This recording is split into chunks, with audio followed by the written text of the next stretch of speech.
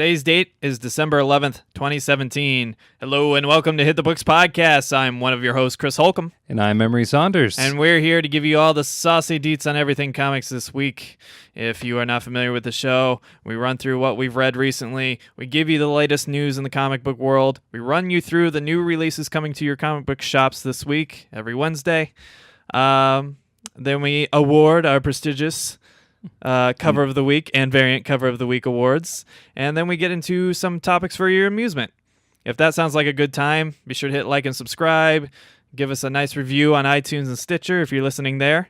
And remember, we release the podcast every Wednesday for your amusement for free. Yay! Woo! Emery, what have you been reading? Well, I've actually been reading quite a few different things this time around. Got caught up on Batman White Knight, and it's every bit as amazing as it has been for the last couple issues. Yeah, White Knight, Batman White Knight, I should say, from Sean Murphy has just been awesome. We talk about it every chance we get. Yes, we do. And they definitely continued the streak of greatness. Oh, yeah. Over at DC on this book. The story that this guy is crafting is top-notch. Definitely. There's one thing about this book that, like... The minor peeve. The minor peeve, which they did with my favorite character, Dick Grayson. But it's very minor peeve. Other than that, great book still. Art's still wonderful. Story is still intriguing and fun and cool and interesting. And I still love what they've done with the Harley Quinn character. So. Oh, yeah. Yeah, that one continues to surprise. And they used my favorite version of Alfred, which is pretty cool. Oh, yeah. No spoilers, but, you know. He's used in the way that definitely fits how this book is going to go. Especially in the modern era, you know. Oh, yeah. They use a very familiar version of Alfred that's not quite the gangly old British butler that we all know and love. Anything else? Well, I also got to read some of the Batman and Teenage Mutant Ninja Turtles crossover. Which this is the second one, by the way. Yeah, it's issue number 2. So I haven't read it yet. What'd you think? I thought that it was a good issue. I think it retreads some familiar territory, specifically with the character, like the one turtle that's highlighted on the cover more than the others. Donatello? Oh, yeah. Yeah, there's some issues there that get explored in this one. And then, of course, we cross over with Batman. I was a turtle. Now I'm a bat. Yeah. I'm pretty sure that didn't go that way, but, you know, that'd be interesting. Yeah, I got the comic. I haven't read it yet because... we were busy. Yeah. But getting set up and everything. But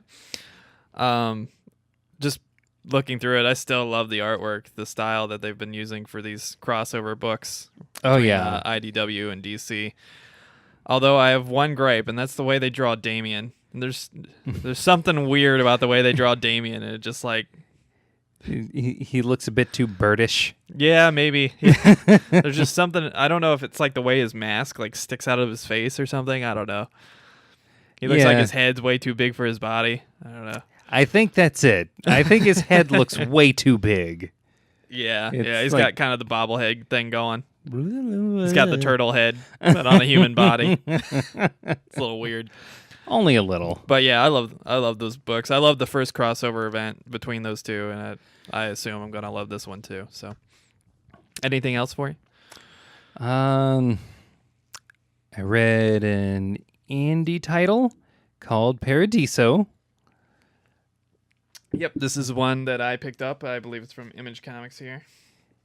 Is it? It is indeed from Image Comics. Issue 1, issue 2. Written by Ram the Fifth. literally only Ram the Fifth. Ram 5. Ram V. Spelled RAM space V. I don't know if that's a personality I should be aware of, but that's who it's written by. And the art is by Devmalya Pramanik. Hopefully I pronounced Pramanik.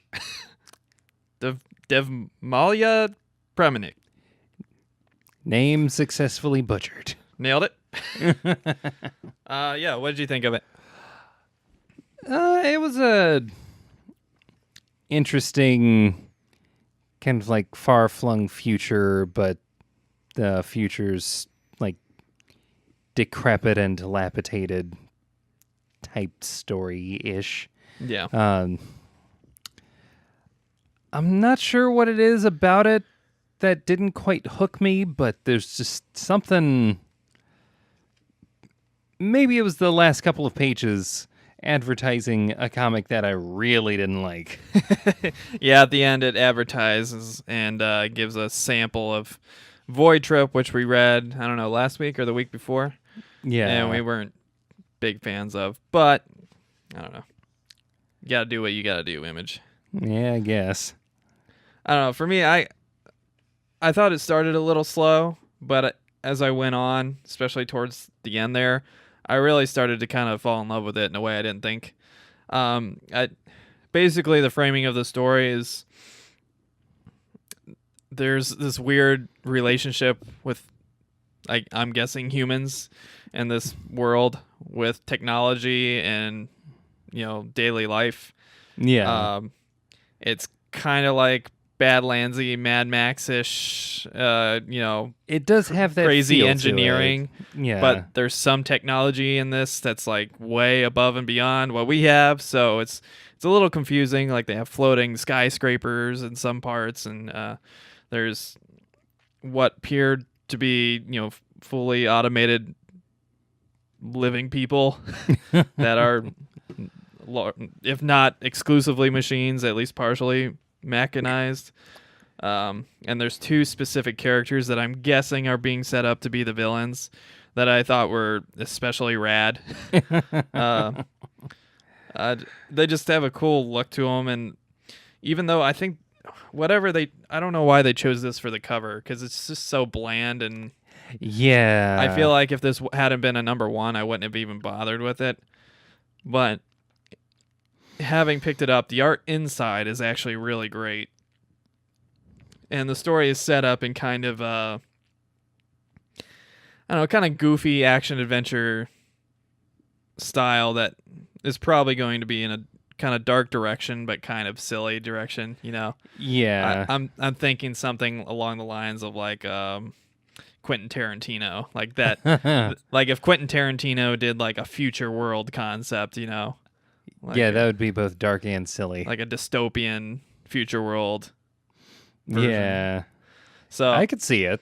I'll probably stick with it. I mean, it didn't take me in like super hard, especially in that beginning where it was running a little slow, but I enjoyed it. I'll pick up the second issue and see where they take it from here.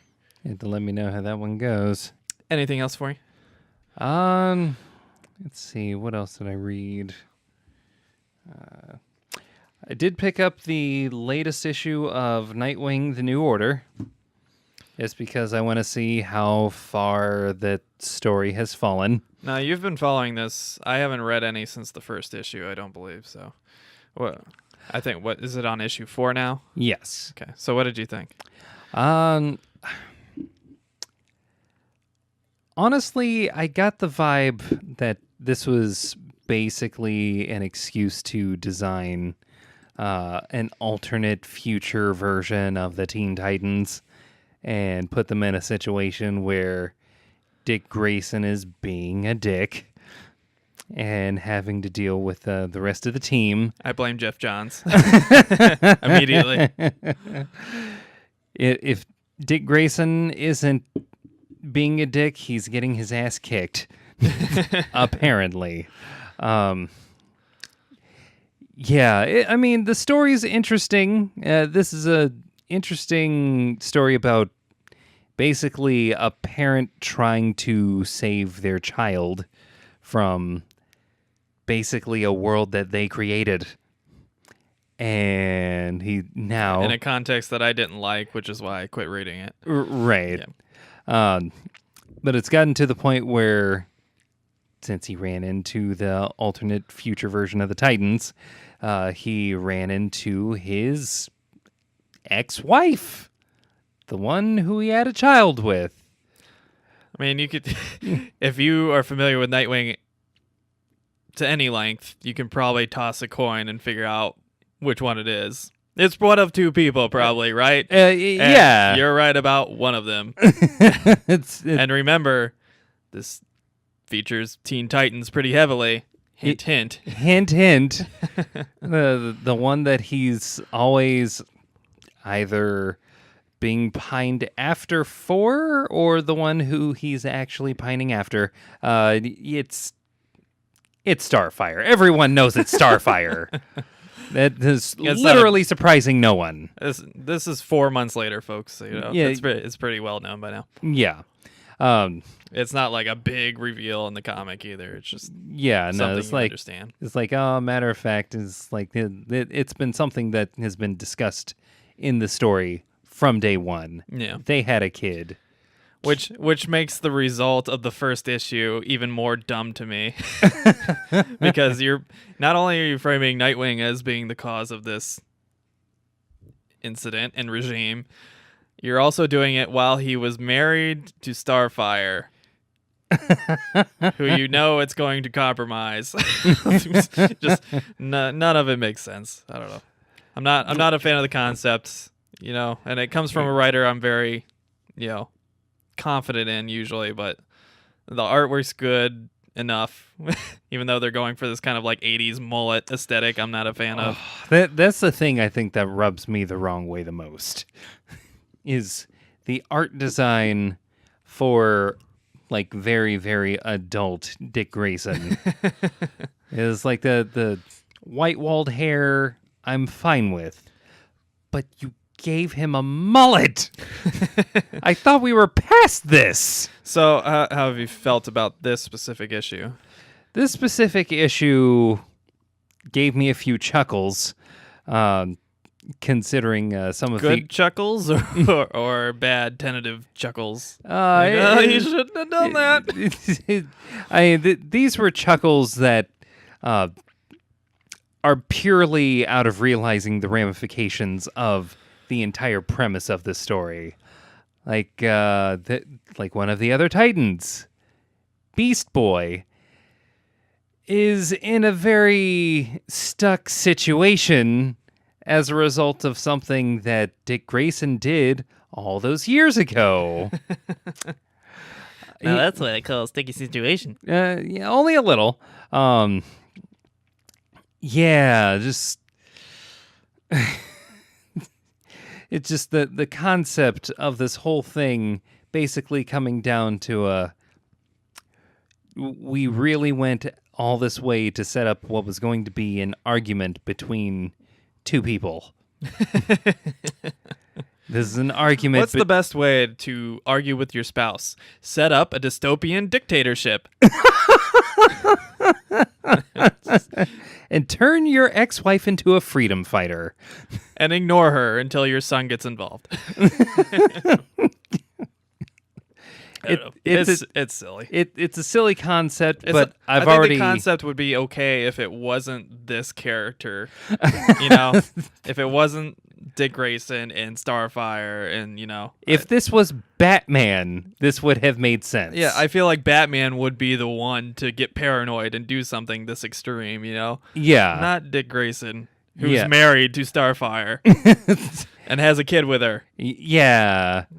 No. Dick Grayson seems like the person who would kind of beat the shit out of Batman for doing that to his wife. Yeah. Yeah. But I'll leave that be. Was there anything else from you? I think that was all I've read. Okay. In addition to the comics we already talked about, I picked up issue number 2 of number 1 with a bullet, if that wasn't confusing enough for you. This is an Image comic that we discussed, I guess, a month ago. Now it doesn't feel like it's been that long, but this is a book that basically sets up a world where people have devices where they can record with cameras in their eyes and use it like they're like contact lenses or whatever. And it's just the normal world, and the story revolves around this woman who's an assistant to like a talk show, bobbing head or whatever, and she's famous but not that famous, Of course. and she has like fans that are over the top and like kill themselves and stuff like that, and basically she's just full of herself, and this book like shows all the consequences of being on famous on the internet and all the terrible things that can happen to you when you look at comments and tweets all day long and blah blah blah blah blah. Social media is bad and you should feel bad. And basically the hook with this is that somebody used that device to I won't spoil who, but to record her during a sexual encounter and released it on the internet. And so the whole book is just, both the first and second issue is just her dealing with the fallout of this. But of course, because she's just glued to social media, it's a big deal. Whereas I feel like anybody who's not on Twitter and Snapchat and Instagram and Facebook 100% of their day would not be quite as affected in the way that she is affected. Yeah. And it has consequences for her relationship because she's in a very specific type of relationship. Again, kind of going with the thread of this kind of Californian, I'm always the victim here, and blah, blah, blah, blah, blah. And, like, the premise is, it's good, but I feel like, once again, it's just preying on the fears of, like, any woman. Like, not, like, in a good, relevant narrative way, but in, like, a kind of exploitative way at the end. And at the end, once again, she has this big, long interview with herself, the writer, about, her, I guess, experiences with online. I guess she ran like a video game streaming thing, and how she got involved with a guy that got creepy or whatever, because like they had been close through their streaming platform playing an MMO or something, and how he took it to a creepy extreme where he was sending her gifts and like demanding that they spend time together in the video game, even though he lives on the other side of the country. And like, it's so, again, I feel like these are only problems for a select few that, right. And I feel like the whole comic is built around this concept that in order to relate to said character, you also have to be an individual who is in such a status, who is always on social media. And I get being recorded without your permission. The main theme is a good theme. I mean, that's relevant today without the contact cameras or whatever. And in this book, it's playing on a very current issue because the character in question is very similar to a lot of incidents that have been happening recently. Yeah. But again, I feel like it's just like the first book. It started off really intriguing, really cool, really interesting, and then it just gets to this other like preachy platform, and it becomes less of an interesting story and more is just like a soapbox for the writer. Right. And then she once again interviews herself in this long thing at the end and giving stats about internet abuse and stuff, and it seems more about, yeah, just as you were saying, giving the writer a platform as opposed to telling a story that's worth telling. I mean, it's never.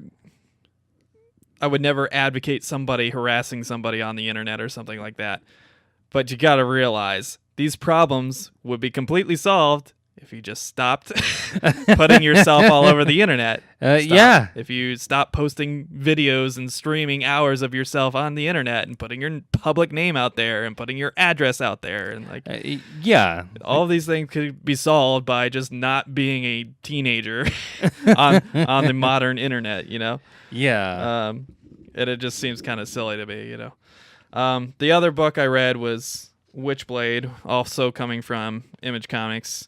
And this is, if you're familiar with the old Witchblade, which ran for like, I don't know, 20 years or something like that. I think so. Yeah. And then it ended a few years ago. And this seems like a reboot of it.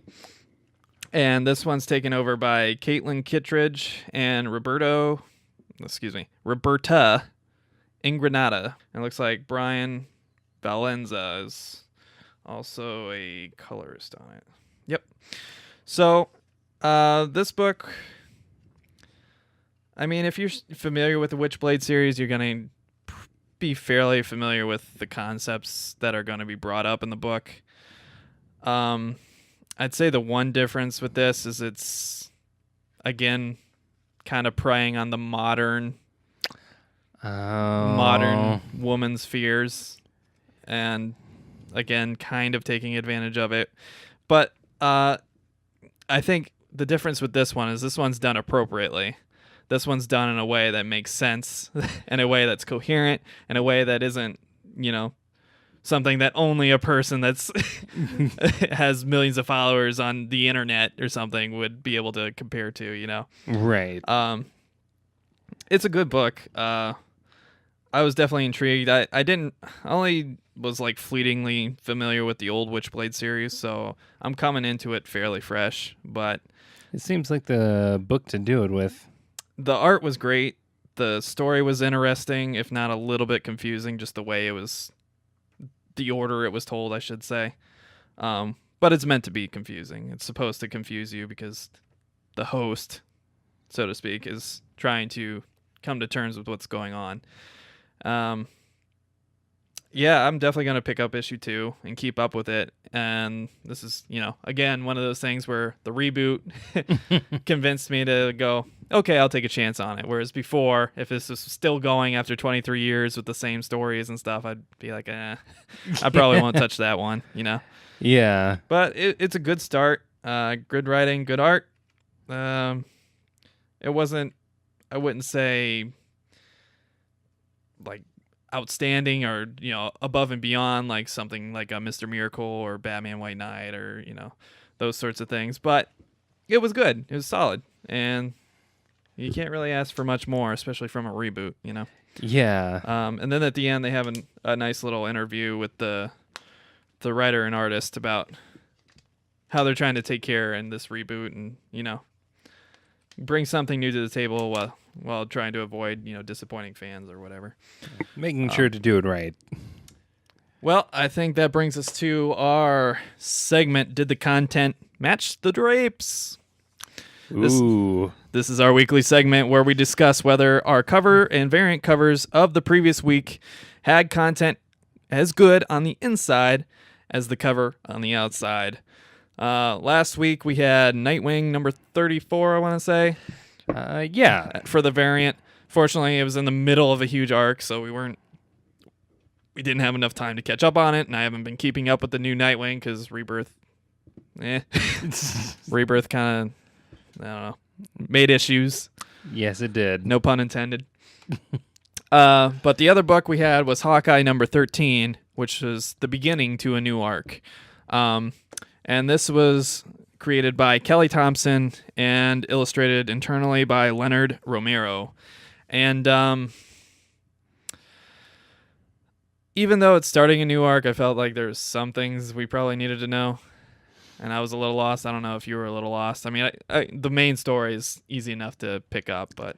Yeah. It definitely feels like I've been kind of dropped into an ongoing story for which I have little to no context. Which you would expect from an issue 13, but... Right. Yeah. That being said, I really didn't like how the story was told in this one. Just... This book seemed like it was in love with itself. Yeah, I would probably agree with that. Yeah, there's just several points, not several points. There's a specific exchange in that book where they refer to each other as Hawkeye, and then later on, Katie, the younger one, the newer Hawkeye, just she shows up in front of her friends and manages to introduce the one who came up with the name in the first place in the comics. Like, we're not counting MASH. The guy, Clint Barton, she just says, "Oh, yeah, that's Clint, a.k.a. Other Hawkeye." What's happening here? Yeah. This is a problem across Marvel in general. So, Yeah. me diving into this book, I was like, well, that's the first Marvel book I've read in a while. I'll give it a shot. And I was not impressed by what I saw. Not to say that DC has been a whole lot better recently, but DC at least has a handful of books that are still really good. I don't know. Yeah. And I'm sure Marvel has a few that are really good, but I just haven't read them. I don't know. Spider-Man, renew your vows. But yeah, I read this book and I liked it. I will say it was cute, but not really in the most endearing way. And to me, I think it's kind of shitty when you take character A and replace them with diversified, youngified, if that's a word, version. And then you decide, oh, we pissed off fans by being lazy and not creating a new character. Literally, this one's so lazy that they gave her the same fucking name and they refer to each other as the same fucking name, which makes it confusing and stupid. So it's like everything we've complained about, Yeah. in terms of diversifying your cast, make new characters. Don't just take mantle A and throw it on person B, This is like a distillation of what we've talked about as far as things that we hate going forward with like characters that we had to come up with for the sake of diversity and younging up the roster, if you will. And I feel like in this case specifically, it really isn't narratively warranted at all. And not even a little bit. They like joke in this book about inconsistent time travel stories and stuff, and I'm like, you're so aware that you have terrible inconsistencies in your universe and in your in your own book that you're talking about them. Literally, the first page makes jokes about how many Wolverines there are. And how they can't keep track of them because there's old man Wolverine. There's the regular typical Wolverine who's kind of dead but kind of not now. Then you got the X-23 Wolverine, and then you got the regular X-23 who isn't a Wolverine. It's just, and then you have X-23 Wolverine as another tiny follower that was referred to as Little Wolverine. It's Wolverines on top of Wolverines, on top of another fucking blade popping out of your armed asshole. Yeah, it represents everything that I think alienates potential new comic fans from Marvel and DC specifically. Yeah. When they just have all this nonsense going on. And like they're so aware of it without making corrections that they just reference it and joke about it. Like almost to the point of like Deadpool breaking, the fourth wall or something, but not quite, just a little bit, And there's a lot of, kind of winking at the audience in the comic book, which is never a good sign if it's not Deadpool. Yeah, I would say this week the content did not match the drapes. No, it didn't. It had a cute, like, the cover. It had a cute charisma to it that was fun enough. The internal art was good. The cover art was great, and the cover art was appropriate to the the mood of what was inside the comic, which is great. But I did not enjoy this comic, and I have no interest whatsoever in continuing down this rat hole they've sent us. Yeah. Also, just a little side note: if you were going to have a comic book like this be made available for viewing on something as small as your phone, could you please come up with a type font that maybe further separates the letters a little bit? Yeah, because I gotta say, I brought this up to you. When yeah, we were reading. I thought it was a little disconcerting to hear you say, "Oh, what's this word? Oh, that's Clint. Oh, okay. I thought I was reading something completely different." See, I didn't even remember. This is how little I care about Hawkeye. I didn't even remember his real name is Clint.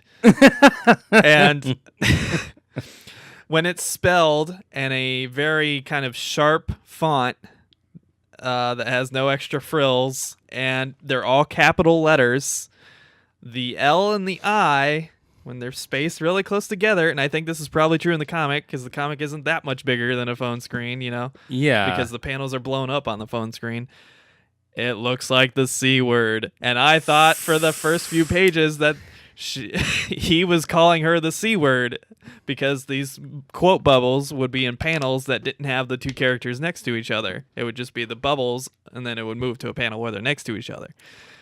And I was like, man, Marvel's really getting hardcore in these books. I didn't expect this from Marvel. This isn't even a part of their Max line where you can actually say shit like that. So yeah, I thought they were just, calling each other the C word the whole time. But yeah, there's little gripes like that throughout the book. A few artistic choices. I was like, really? And gadget choices. I was like, okay, I see what the gadget is, but I don't see how this is working because it's literally just a thread. It's literally just attached to a string. Like, it makes no sense. Ropes do not work this way. Good night. One of my gripes about anything in comics where there's like a raffle or something, I appreciate the kind of Batman the Animated Series style where they had like a gun that would shoot the projectile, and then the gun itself had like a reel in it that would reel it in or whatever and accelerate you or whatever. But comics keep doing this thing where they're literally just holding a rope. They throw a batarang with a rope on it or something, and then they swing on a rope. And I'm like, can we just get a launcher or something? Yeah, just to help the audience not have to forgive you for logical inconsistencies. Right. Just make it a little more legit. Just a little. Just a little. That's all we want. That's all I'm asking. It's like, Green Arrow, I love you to death, but you have got to come up with an arrow or something that makes sense for you to like shoot out a rope that goes that long. I wouldn't. It wouldn't be a big deal if it was just like a grapple hook or something that he shot and it became a hook, and then he climbed it like normal. Right. But no, it's always like they shoot the grapple hook, and then it gets stuck in something, and then it reels them in at like super speed so they don't like slam into the wall or anything, to just go straight up. I'm like, I don't think that's how that's going to work. It's like, it's not physics. That doesn't physics. How does that work? Comics. But no, there's just silly rant there. Yeah. But yeah, I'd say, don't, unless you really like the cover, which we did, probably don't pick it up. Would you agree? Oh, I would definitely agree. Wholeheartedly. Well, that takes care of our segment. Did the content match the drapes? It did not. With that, let's get into the news. First up, there's a lot of news this week, so let's try to pound this out fast. First up on the news, we have the new Venom movie is going to be based on the Venom, Lethal Protector, and Planet of the Symbiote storylines, according to director Ruben Fleischer. The movie is due October 5th, 2018. God damn it. Are you familiar with these storylines? I'm familiar enough to realize that sounds like they're making a Venom movie that is basically going to have no relation or tie to Spider-Man. And they had one job. They had one job, and that was to introduce Venom the right way. And the only way that Venom works is if you have the symbiote suit come into contact with Spider-Man first. That being said, those were decent stories. And they have Tom Hardy playing the lead role, so I think he'll do fine with it. It's just... And you're getting Eddie Brock, so yes. there's that. Eddie Brock, like legit Eddie Brock. As long as they keep Venom, the creature, large, like hulking and monstrous. Yeah. None of that, we're going to put a rubber suit on Topher Grace bullshit. And next up, this brings some other related news. Related news, oh man. Disney and 21st Century Fox have reportedly agreed to terms on the purchase deal that they have been discussing for weeks and weeks now. This comes directly after Comcast dropped its bid for 21st Century Fox, which was the primary competition. Details will be announced in the coming days, reportedly. This would potentially mean that the X-Men and Fantastic Four franchises will likely be back in the Marvel Studios universe. Emery, what do you think? Now, I think we need to take everything with a grain of salt here, because we don't know what the terms of the deal are. It could be like a Sony deal, or it could be a full buyout. It looks like it's probably a full buyout.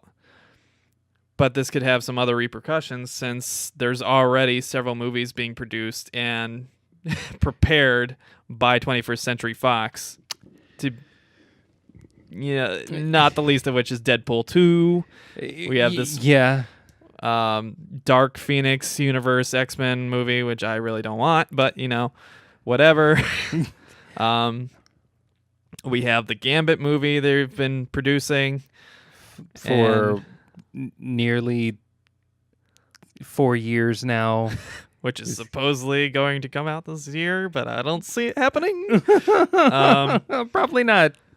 And I don't know. There's just they have a lot of properties. That New Mutants, that's the other one. Yeah, which looks like it'll probably be good, but who knows? They have a universe which is already built and pretty good for the most part.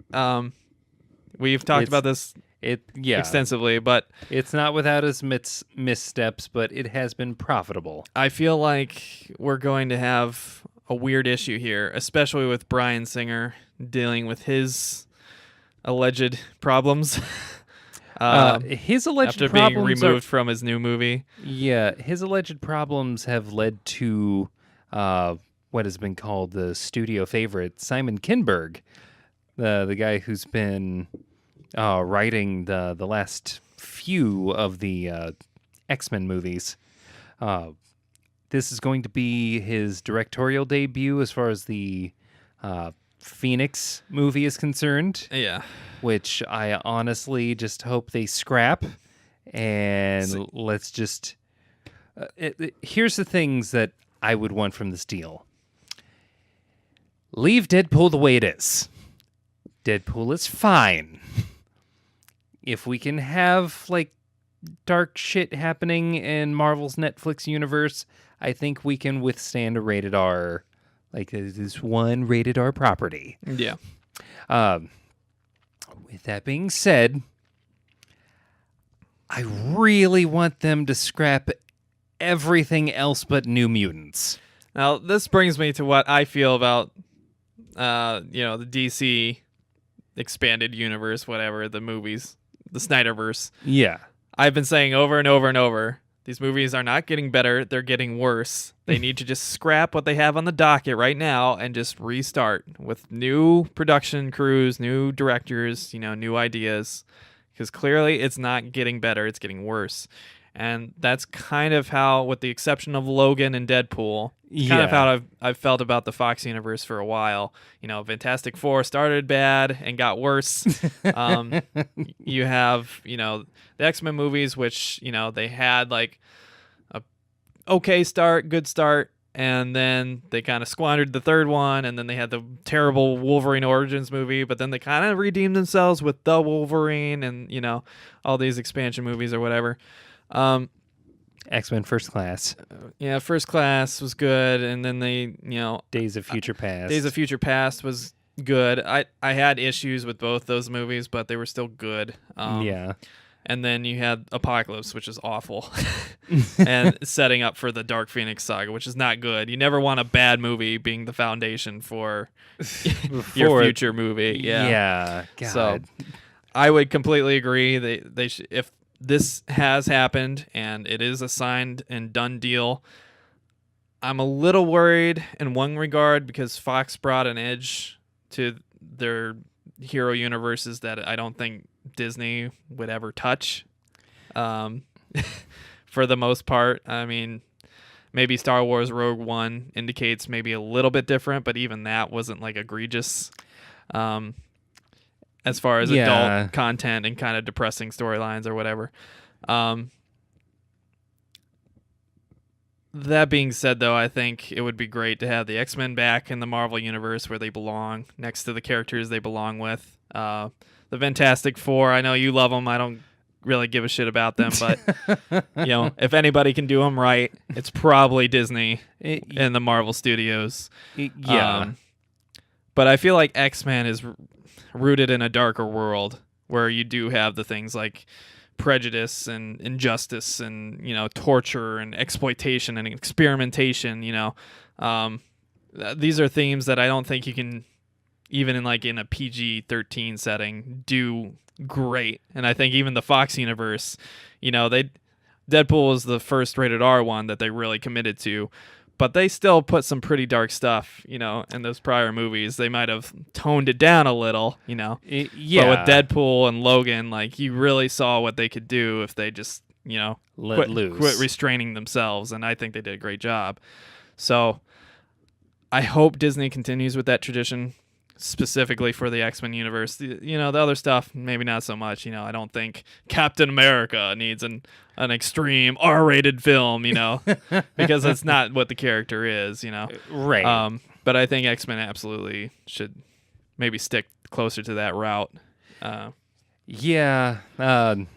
With that being said, I am fine for darker stories, just as long as I have there's just a couple of things that I want to see, the X-Men having a baseball game out back, or going on vacation, celebrating. There's the themes of that's right, this was pre-Hogwarts stuff. Yeah. These are all people in school. Let's make... Not all of them, though. Not all of the them. X-Men themselves are typically not the school-age ones. They're usually the teachers or, assistants, whatever the case may be. Right. But this is still a school atmosphere. Yeah. It's their leader is literally a professor. Maybe... that can exterminate the human race with his mind, but, we'll just forget about that. Minor oversight. He can, but he won't, unless someone takes him over. Then he will. Senile. Whoa. The biggest thing with that, though, with them being brought over to the MCU, is I want their costumes to change. It's been black since day fucking one. See, that's where I'm probably always going to disagree with you. I don't think the black was bad. It's fine. It's appropriate for the real world, which is where these movies were made. I don't want to ever see the real live Wolverine horns. The face mask that goes up and back. It's just, they've already screen tested it several times trying to do it with Hugh Jackman, but they always realized it looks so silly that they just put it in a cameo in a drawer. they tried. It looks goofy and they can't do it. And I don't think the bright colors would really lend themselves. If they're muted or whatever, okay, but if they're like the bright yellow and blue and just, I think it'll look a little silly and come across a little goofy on the big screen. I disagree. Yeah, I know. If Captain America, the person... Captain America looks like a goofball. He looks like an idiot. Especially before they tone down his uniform in Winter Soldier. Iron Man. It's Tony Stark. He's not trying to hide his identity at all. Thor. Thor doesn't look goofy. He's just wearing armor and a red cloak. Plus, he's from another world. That's not relevant at all. Let's see. Hulk has stretchy pants. Big deal. I'm just saying. I'm not saying remove the black completely. I'm saying make that the backdrop to what's supposed to be on those costumes. All right. I'm sure they're going to make it flashy and iconic and goofy because that's what Disney does best, but I don't know. They have to own it. I don't want to see a 5'3" fucking munchkin draped in bright yellow on the big screen. I do. Huge jacked man, save us. But no. I will definitely settle for him coming back for like Avengers 4. Yeah. There's other properties that we should also look out because if this is a complete purchase of 21st Century Fox, other properties like The Simpsons, like Predator, Alien, Dr. Dolittle. These come on. But these Dr. Dolittle, I hate you. But these big franchises like this that are well known and not very family friendly, they're also going to be affected by this, Yeah. And granted, there hasn't been a good Predator movie in a long time. Aliens, I haven't seen the new one. Maybe it's good. I don't know. I didn't like Prometheus that much, but they haven't done... Oh, you didn't like Prometheus? No. Then you're not going to like Alien Covenant. All right. For me, the peak was Aliens, the second movie. First movie is also great. Third movie, ooh, we're getting a little weird. Only a little. And then everything after that is like, oh no. Yeah. That's one of the other things to look out for with this purchasing of 20th Century Fox. A lot of things could change. A lot of things could be kept the same. I think the biggest thing that they're most concerned with is, one, having the rights to X-Men and Fantastic Four, and then all of the other things that are also part of the deal are just hopefully going to maintain them so that they make money, or maybe improve some of these titles the way that everyone knows they need to be. Yeah. And proof positive for this? The Punisher. Oh my God. This is a show on Netflix, mind you. This is technically co-opted by Disney and ABC. This is a show that has some of the most brutal graphic violence I've ever seen in my life. I feel like they'll take a little extra chance with television, especially on a streaming app, but point taken. Right. Yeah. Spoiler alert, there is a scene that involves kink. And by that, I mean car battery, electrodes, balls. Classy. This is in the right realm or sector of entertainment Disney is fine with. Which is kind of funny. Every time I saw something that weird or something that not Disney, I would just say in my head, brought to you by Disney. Well, I've told you about my fan theory that Snoke is just Walt Disney being kept on life support. Somehow I still would not be surprised by that movie if that were the case. So, yeah, I don't know. I'm convinced he's on life support somewhere. Some robot android. Walt Cryogenically Disney. frozen. Yeah. Manipulating everything from the background. Slowly conquering all media. We will buy them. Do it. I think it's time. Do it, Mickey. So those of you unfamiliar with Walt Disney's sordid history, Oh. you might want to look into that. Yeah, look it up. Google it. He was not quite the happy person he was depicted as by Tom Hanks, I believe. No. Yeah. That movie was a little wrong. Okay, not a little. It was a lot. Like they make Walt Disney and the creator of was it Poppins? Yeah. Was it Mary Poppins? They make him like best friends by the end. Like she hated him to his grave. They hated each other until their dying days. Oh yeah, that Like, was nothing about that was true. that was a bitter feud. Yeah. My God. Oh well. Next up on the news, as we alluded to earlier, following Justice League's bad financial performance, bad being relative, good for a normal movie, not so good for a movie that cost $300 million, not Right. including advertising and promotion. One of the two heads of the DC film division, John Berg, is stepping down. Jeff Johns will remain as the other head and as creative director. Tony Emery, Warner Brothers Picture Group president, has announced reclaiming the currently separate DC film branch and bringing it back into the Warner Bros. Proper umbrella. So it looks like Warner Bros. Gave DC some freedom with Jeff Johns and Lemire and some other people and said, all right, do you, see what happens. No, there's Marvel. Do what they did, okay? But can you do it in like 4 years? That'd be great.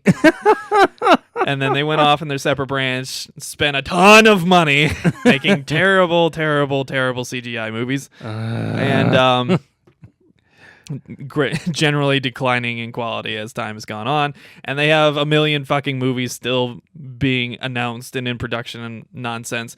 But literally nothing is the same. Everything is being reshuffled back at the organizational level. The directors are being dropped because of family issues or because of controversies or whatever the case may be, or because of, the director is like, the script sucks and left. There's actors, wanting to get out, but they can't because of their contracts.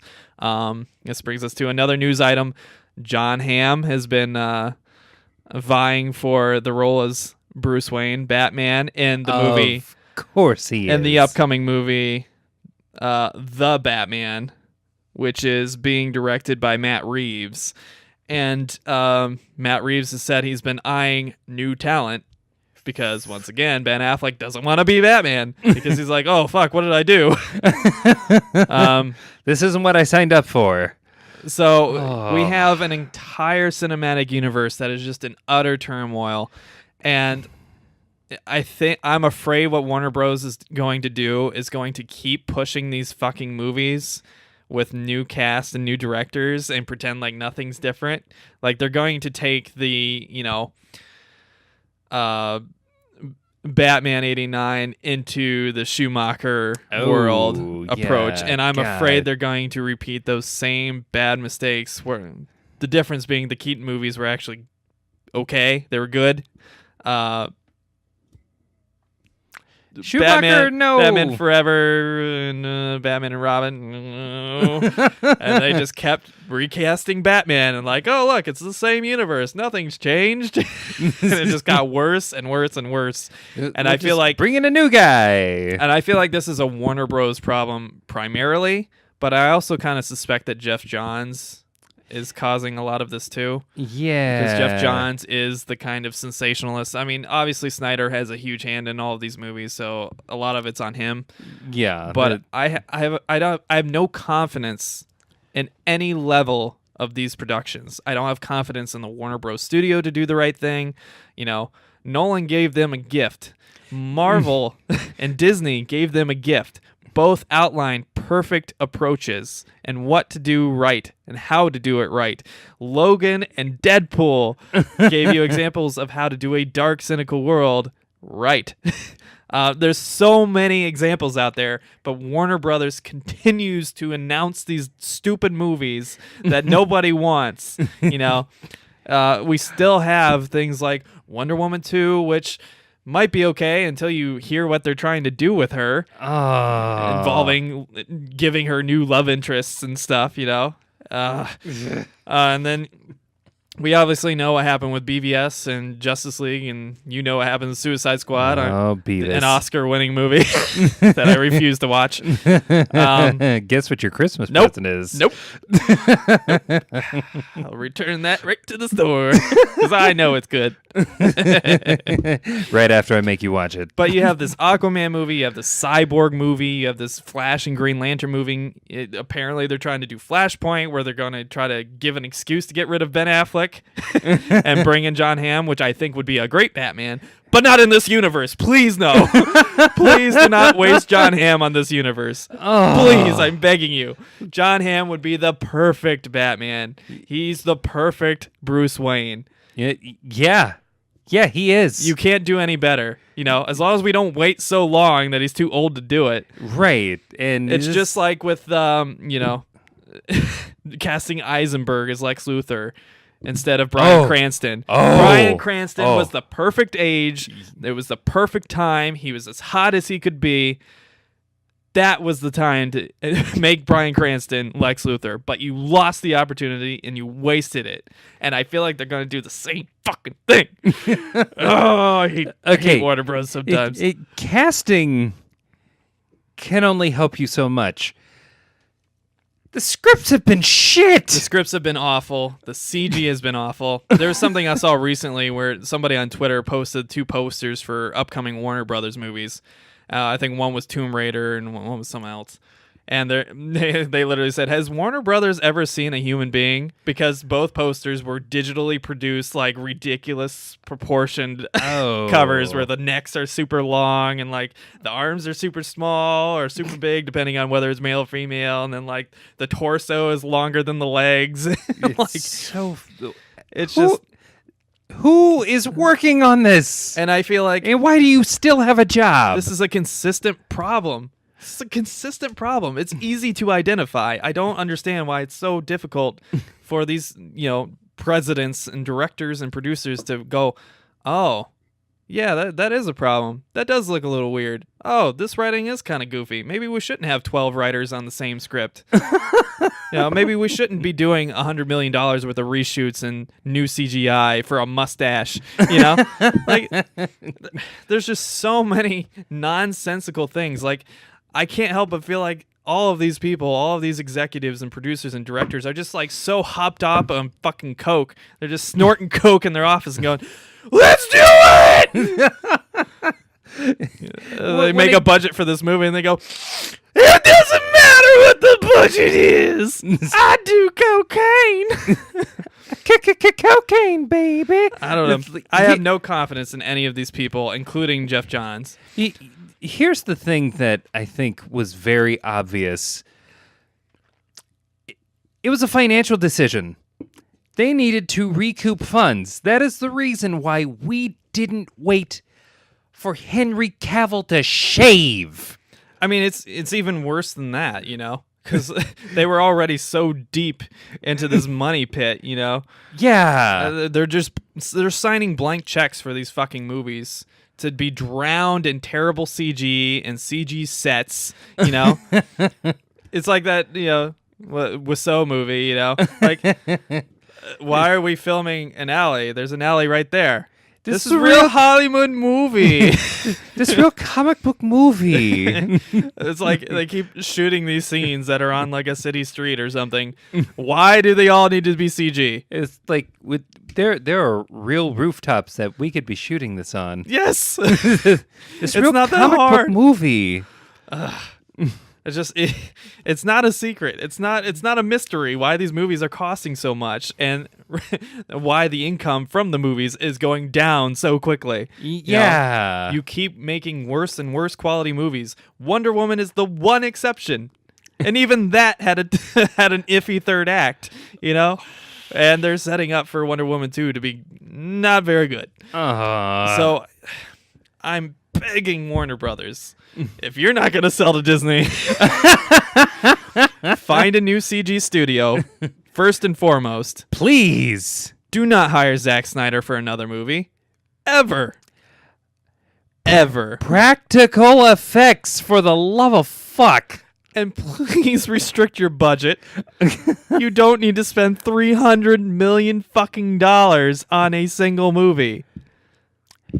What do you expect? You don't have fucking, Downey Jr. up there who's asking for $40 million per movie. Deadpool probably had a budget that was a fraction of what it should have been. Yes. And Same with Logan. That was the highest grossing R-rated movie Much better of movies. all time. Avengers costs Avengers, which is a huge movie with huge actors and a huge cast. Avengers and much better CG. Avengers cost like $140 million. $300 million. I think BVS was something like $270 million. That's outrageous. And the quality that is represented by that money does not compute. It doesn't. This is not an even ratio here. It's like I could have made cheaper movies based on one of the concepts from Beavis. I feel like and made a better movie. There is stuff on YouTube that people produce that is better in quality than some of the $300 million shots that they gave us. Oh my god! And it's a lot of it is practical effects. A lot of it is better writing. A lot of it is not CGIing a fucking mustache because you can't wait for him to shave it. And the rest of it is maybe not devoting so much of your budget to coke. Yeah. Snorting Colombian cocaine off hookers and fighting off lawsuits, for being inappropriate with people. I don't know. Yeah. So God. I don't fucking know. I have no confidence in Warner Brothers whatsoever. They won me back with the Nolan verse, but I see more and more every year that it was purely Nolan. Yeah. If not for Nolan, it wouldn't have been as great as it was. It's unfortunate that that's the exception to what's kind of been the rule with Warner Brothers. Yeah. Next up, we got some news about actual comic books. Doctor Strange, Damnation, written by Donny Cates and Nick Spencer and drawn by Rod Reese, has been shortened by one issue. So keep that in mind when you go out to your issue. No explanation. I'm guessing Marvel is like, not as many people are reading this as we thought, but the run is going to be reduced by one issue, so be aware of that. I don't know how that's going to affect covers though, because the covers are 1 and 4 or whatever. Yeah. Now that's going to be a lie, and people are going to be looking for the final issue and be like, "Where's the final one of this?" It's like, hold on. Yeah. So that's a weird logistical problem to have. Which this is the second week in a row Marvel's had a weird logistical problem, specifically with printing. Yeah. That's not good. Next up. The finale to the Image series Elephant Men has been delayed 3 weeks due to production issues. The final issue, number 80, will be released on January 12th, 2018 now.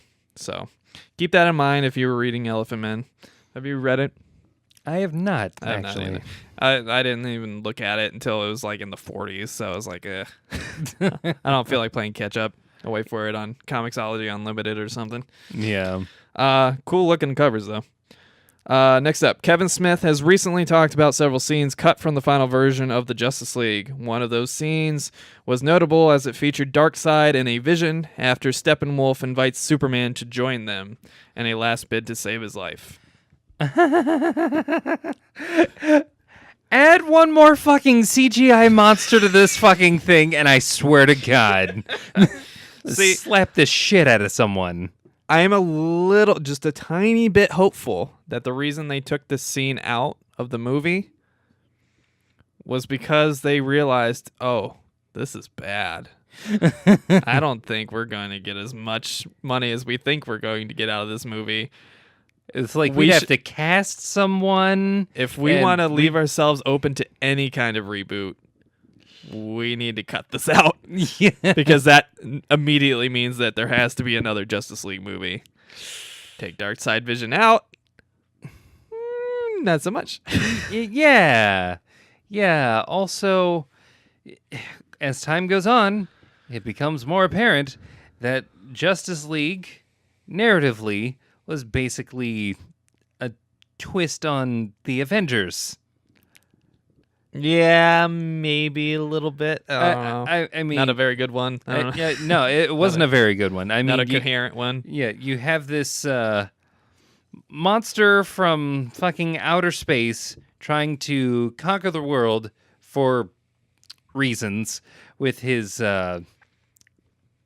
surrogate army that he happens to have control over for whatever reason. Yeah. And it's like this ragtag team of misfits somehow gets together and... But without the proper world building, mind you. Yes. Just yes. getting together because. Just because. Yeah.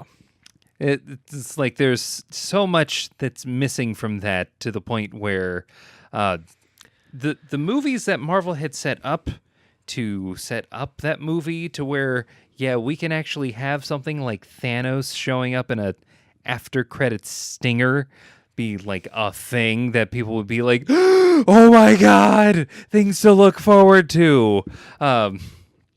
Instead, they gave us the wonderful post-credit scene. Not a big spoiler. Lex Luthor. Fucking hate Jesse Eisenberg as Lex Luthor. Lex Luthor, and unfortunately, because I like this actor, Joe Manganiello with a bad dye job. It's a little awkward. Yeah. It's just... He looks badass, but... Yeah. He is like, I think he's the only thing that kind of looks badass right now about anything related to this universe. I mean, Aquaman was okay. He was cool. But nothing's explained. My man. So stupid. Oh my God. I'm going to spill my guts because, oh shit, I'm sitting on your rope. These movies are so bad. But yeah, keep that in mind too. Kevin Smith, I love him. I respect him. I love his podcast. It's not for everybody, but I like him a lot. But I'm not usually a fan of his comic book opinions personally, or the stuff he's written. 66 Batman might be the exception because it was goofy, as it should be, from Kevin Smith. Right. But I feel like when he does any kind of serious book, it's always like, ooh, that is the worst possible interpretation you could have given us. I mean, he had some stuff with Batman that was just like, oh man, really? I'm sure if you're familiar with Kevin Smith stuff, you wouldn't be surprised. But yeah, I love Kevin Smith. I love a lot of his movies. Dogma's probably my favorite of his movies. I don't know. I watch that movie 100 times if I have to. Back when Chris Rock was still in every movie. Oh, I miss Chris Rock. I miss those days. Now he just does stand up for random people. Kind of like Dave Chappelle. Yeah. But yeah, take everything said with a grain of salt. Apparently there's some other scenes that were cut out and he said something along the lines like, it fucking pissed me off or whatever. But the less in this movie, probably the better. Yeah. We don't need another 3-hour BVS filled with convoluted bullshit and terrible CG and setting up for more movies that I don't want. Or making a movie where like almost everything from your trailers isn't in it. So just for fun, let's run through what we have to look forward to if Warner Brothers doesn't just get rid of this shit. We have an independent Harley Quinn movie. We have Suicide Squad 2. We have The Batman, which is apparently going to be different from the Martin Scorsese Batman movie, which they're also producing. Excuse me. That's the Joker movie. Oh. That's different from the other Joker movie, which features the current tattooed steel teeth Joker. So there's going to be 2 different Joker movies. There's going to be a Harley Quinn movie. There's going to be a Suicide Squad movie. There's going to be The Batman. There's going to be a Flashpoint, which... Oh, man. I don't think I can watch an entire movie of Ezra Miller. And if there was one character that I hated more than fucking Jesse Eisenberg's Lex Luthor, it's Ezra Miller's Barry Allen. My fucking God. He came close to it, but... as a person who used to run recreationally, I don't think I've ever been more upset at someone's fucked up running It form. was so stupid. And it was CG. It wasn't even him. It was the CG doing this. Fucking flailing like a goddamn idiot. It was so stupid. It's like Superman called him Slowpoke for one reason and one reason only. He doesn't know how to fucking run. But there's other ones. So mad. There's the Green Lantern / Flash movie, I guess, that we're Scrap for it. some reason we're going to cross over. We have the Cyborg movie. We have the Aquaman movie, which is in production right now. Holy shit, dude. Wonder Woman 2. Like, please stop. Shazam movie. A separate movie with Black Adam. We don't know which one he's going to be in, but it's not going to be the Shazam movie. Scrap all of this Please shit. stop. and Justice League 2, if we get around to it. Please don't. If there was, Please don't waste the money. if don't there waste was the talent. one movie out of all of this that I might have actually paid money to see, fucking surprisingly, it would have been the Cyborg movie. I would literally pay money for them to not make these movies. That's how angry I am about this, because they're wasting so many years of there's never going to be a better time than right now for superhero movies. Yeah, no. This is your key market. This is your time. You need to bank on this and do it right before it's gone, because once it's gone, it's gone. People are going to get tired. They're going to get fatigued. They're not going to want to go see these movies anymore. It's going to happen eventually. Yeah. People are already getting a little fatigued with several things. I mean, you gotta... Marvel's kind of oversaturated it all by themselves. let alone with Sony and Fox and Warner Brothers and Right. every other spin-off from other comic companies and Netflix and CW and NBC and all these. It just Like, we had a year where there were six movies related to Marvel at the very least. Yeah. I just feel like such a huge opportunity is being wasted. And every time they release a bad movie with their characters, all they do is shrink their market. Yeah. Because that scares people away. That scares people that would otherwise be interested in comic books and interested in investing in these stories and reading these stories and buying this apparel and whatever else. You know, every single bad movie just pushes people further and further away and confirms people's worst fears about comic books and about comic book fans and about comic book writers. It's just... that's all I have to say about that. Yep. But literally, I would pay significant amounts of money for them to just reboot. Just stop what they're doing, drop it all, and reboot.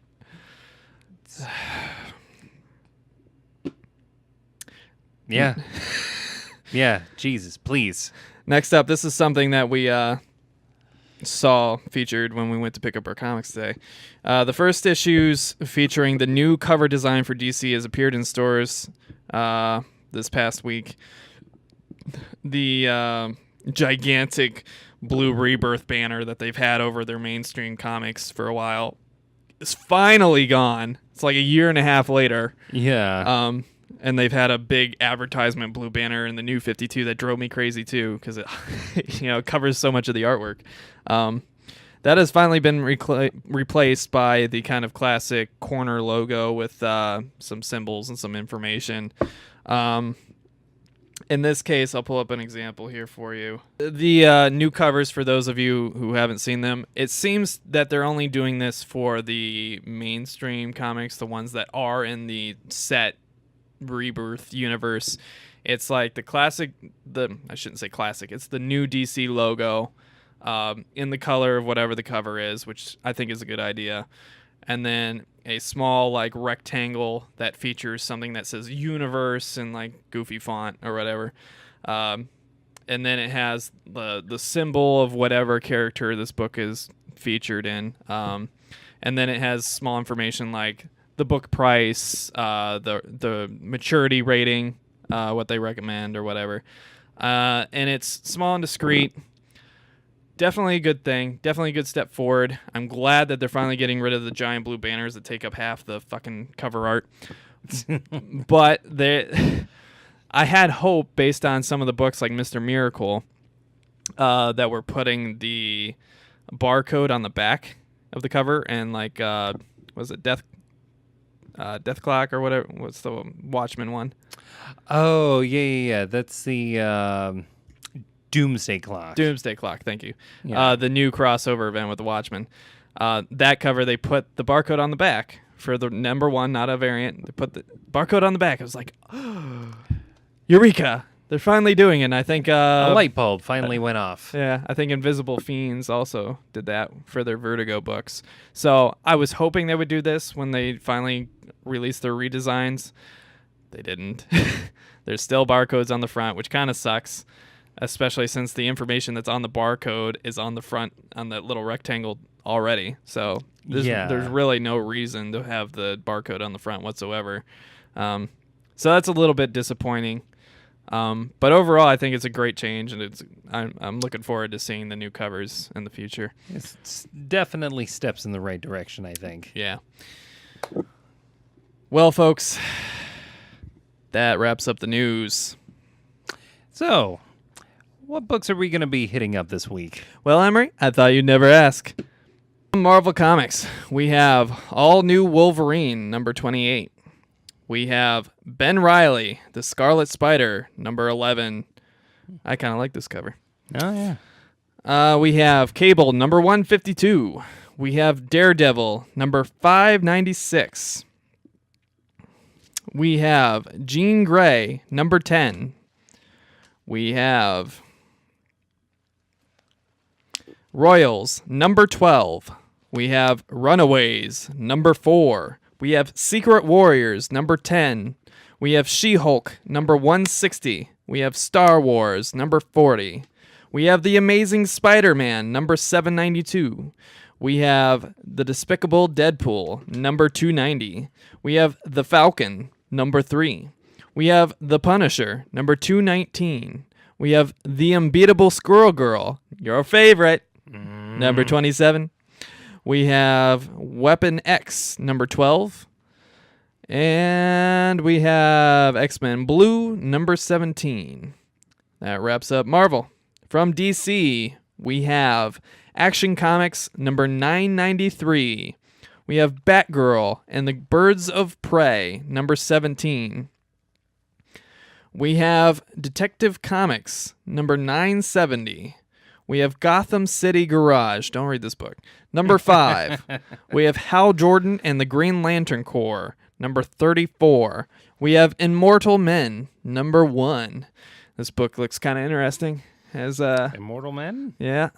Are you familiar with it? I am not. There's been some previous. I think it has like Faust and Ra's al Ghul and a few people that are world changers and all basically immortal, doing some united manipulating of the planet. So interesting. I think it'd be really interesting if they do it right. We'll see. I have confidence in this one. Do they have Vandal Savage with Yeah. them? Oh, of course. Yep. They have the whole cast. So it looks pretty cool. Yeah. We have Justice League of America, number 20. There's a cool cover here with Lobo, but Lobo should not be in the Justice League of America. No. We have a big release. Mr. Miracle, number 5. Oh, buddy. Get it. We have New Superman, number 18. We have, which is the Chinese Superman, where all the superheroes are from China. Gotta market to them somehow. I guess they are the biggest market. But yeah. We have, talk about lazy diversifying. We have Ragman, number 3. We have Red Hood and the Outlaws, number 17. We have Scooby-Doo, Where Are You, number 88. We have Scooby-Doo Apocalypse, number 20. We have Suicide Squad, number 31. We have Supergirl, number 16. We have Superwoman, number 17. We have The Flash, number 36. We have Titans, number 18. We have Wildstorm, Michael Cray, number 3. And finally, we have Wonder Woman, number 36. From IDW, we have Back to the Future, number 25. We have Dread Gods, number 3. We have DuckTales, number 4. We have Gumballs, number 4. We have Kid Lobotomy, number 3. We have Orphan Black, Deviations, number 6. We have Samurai Jack, Quantum Jack. That could be interpreted in a few ways. Wait a minute. Quantum Jack. Number 3. That's a terrible name. That wraps up IDW. From Dynamite Entertainment, we have Hack and Slash vs. Vampirella, number 3. We have Killer Instinct, number 3. We have Sheena, number 4. We have Skin and Earth, number 6. We have Vampirella, surprise, surprise, number 9 with 6 million variants. From Image, we have Coyotes, number 2. We have Maestros, woo! Number 3. I love Maestros. Pick it up. We have Port of Earth, number 2. First issue we both pretty much loved, right? Yeah. Think so? Yeah. So Port of Earth is kind of like that movie End of Watch, but with a world that has been contacted by aliens. For those of you who didn't hear our episode where we talked about the first issue, it's basically like aliens come here because they need water to fuel their ships, and they say, in exchange for us giving you some of our technology, you'll agree to become a port for a bunch of aliens to come and refuel or whatever on their way through the galaxy. Right. And then it turns out they're less of an international alien organization and more of like an ExxonMobil type of organization, and they really don't regulate anybody or anything that comes through. And so the Earth has to make its own kind of police force to kind of enforce the law, which is no interaction between the two. Right. But of course, nobody listens, and then things that are problematic ensue, and it's a pretty cool book. I like it. I think it could set up for a cool Netflix series, actually. Yeah. Yeah, definitely. Next up, we have Retcon, number 4. We have Slots, number 3, which is another book I read, kind of about a old boxer trying to beat the system in Las Vegas and help people out, and apparently reconnect with his son, maybe. Hopefully. I didn't read the second issue, probably not going to. I wasn't like that impressed by the first issue, but if you like kind of Martin Scorsese movies, you'd probably like that comic. Which, I like Martin Scorsese, but this one's a little, I don't know. Too much? It's not too much, it's too little, if anything. It's just really slow. Very slow build-up. Yeah. From Titan Books, we have Hercules, Wrath of the Heavens, number 5. We have Rivers of London, Cryfox, number 2. Don't read this unless you're familiar with the backup material, because we were completely lost when there was a cover of the week. From Boom Studios, we have Judas, number 1. We have Slam, The Next Jam, number 4. From Dark Horse Comics, we have Aliens, Dead Orbit, number 4. We have Department H, number 21. We have Giants, number 1. We have Halo, Rise of Atriox, number 4. And yes, that is that Halo, the Xbox guy. We have Harrow County, number 28. We have Jenny Finn, number 2. We have Zodiac Star Force, Cries of the Fire Prince, number 3. From Archie Comics, we have Archie Christmas Spectacular, number 1. We have Marvel Comics Digest, number 4, X-Men. We have World of Archie Comics Double Digest, number 74. From Valiant, we have Bloodshot Salvation, number 4, with 6 million variants. I don't know who's buying these. Love Bloodshot, don't like the 600 variants. From Lion Forge Comics, we have Catalyst Prime, Astonisher, number 3.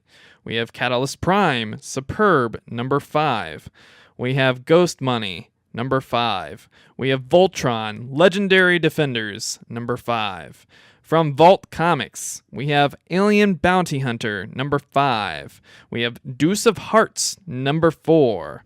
We have Maxwell's Demons, number 3. We have Reactor, number 3. We have Spiritus, number 4. We have Zojaquan, number 5.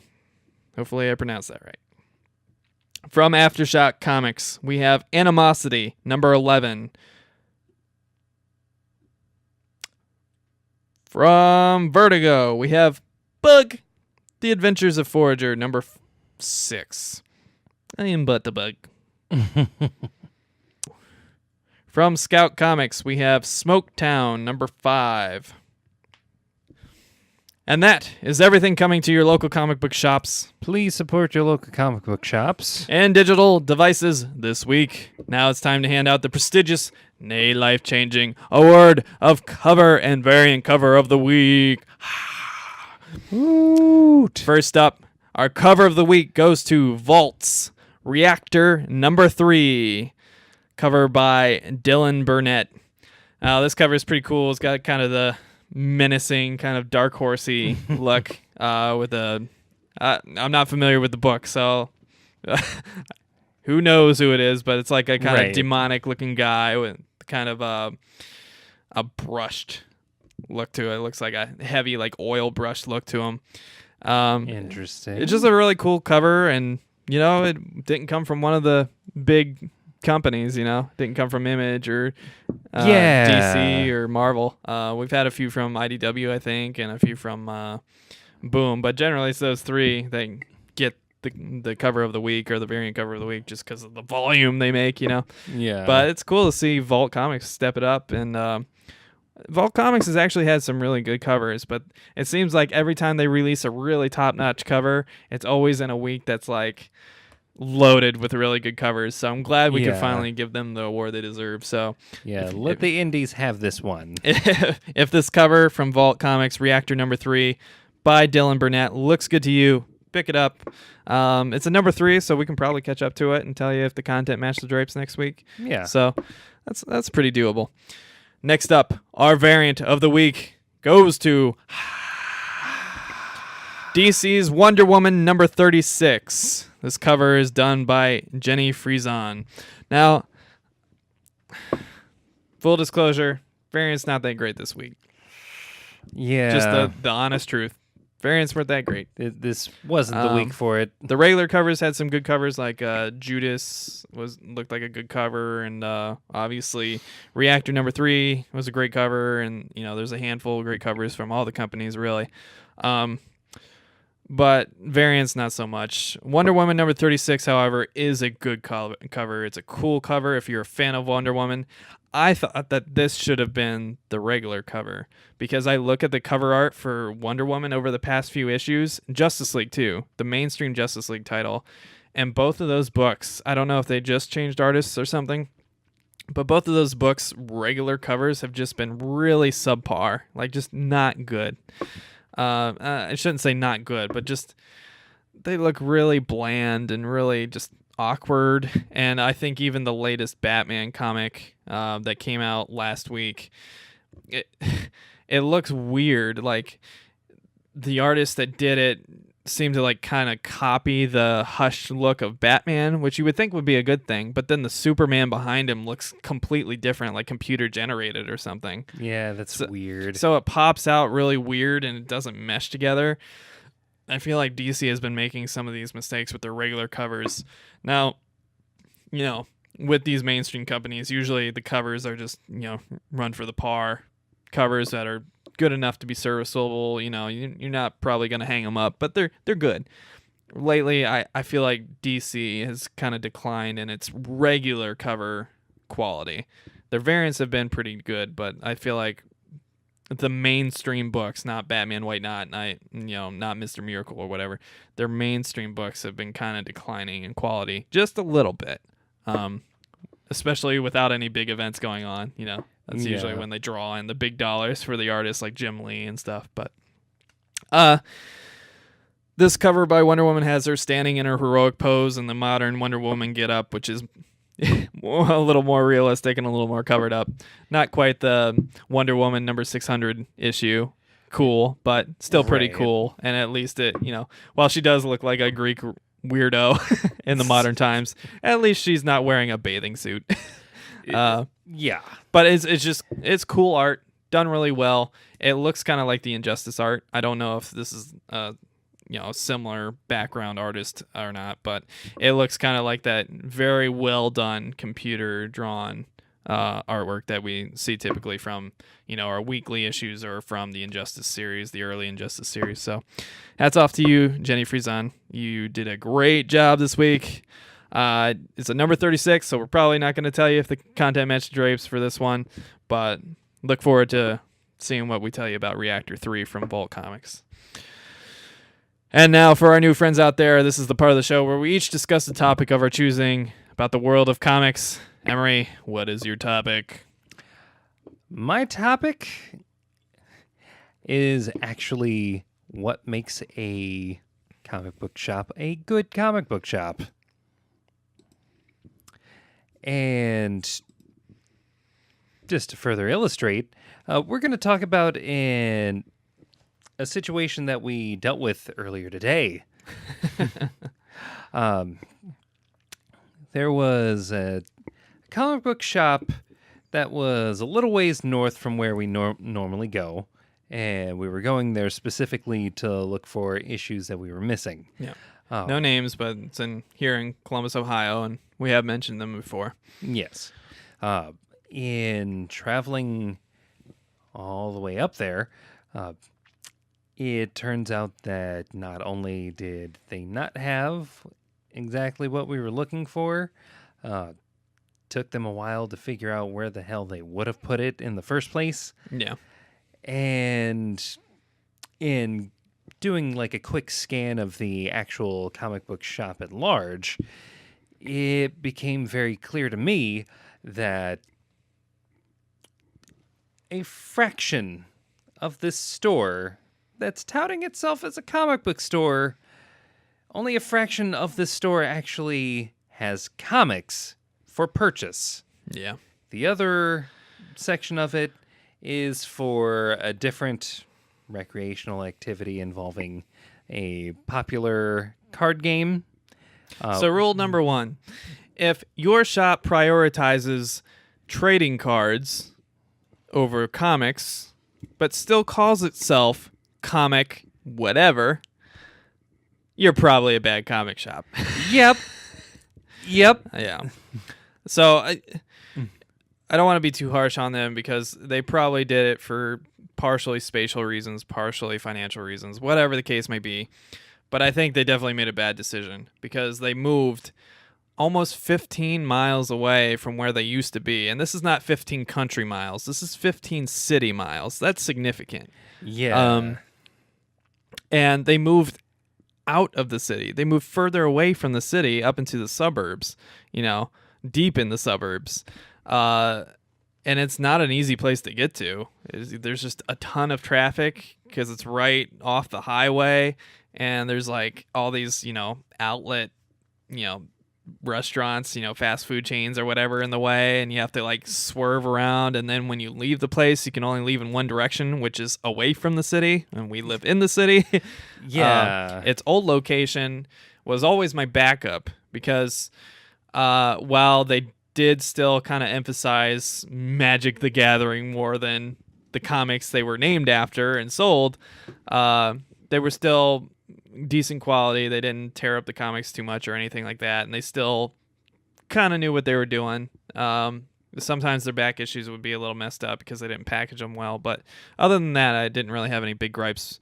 So I would go to Laughing Ogre for my new comics, and then I would go to World's Greatest Comics up in Westerville for my back issues because those are my two preferred places. And yeah, Laughing Ogre is probably the closest to me. There's other comic stores in Columbus, Ohio, like Pack Rat Comics. It's good, but it's just really far away. It's on the opposite side of the city, down in the southeast. There's another shop that I won't name that's in downtown in our convention center here in Columbus, Ohio. And that one I'm not a big fan of. because they kind of cater to exploiting convention goers, and you have to pay for parking at a meter to go in usually, or pay a ridiculous amount at the parking garages, and then you have to try to race the meter to find the place, which is kind of like tucked away behind a stairwell and hidden in this giant convention center. Yeah, it's a hidden comic book shop.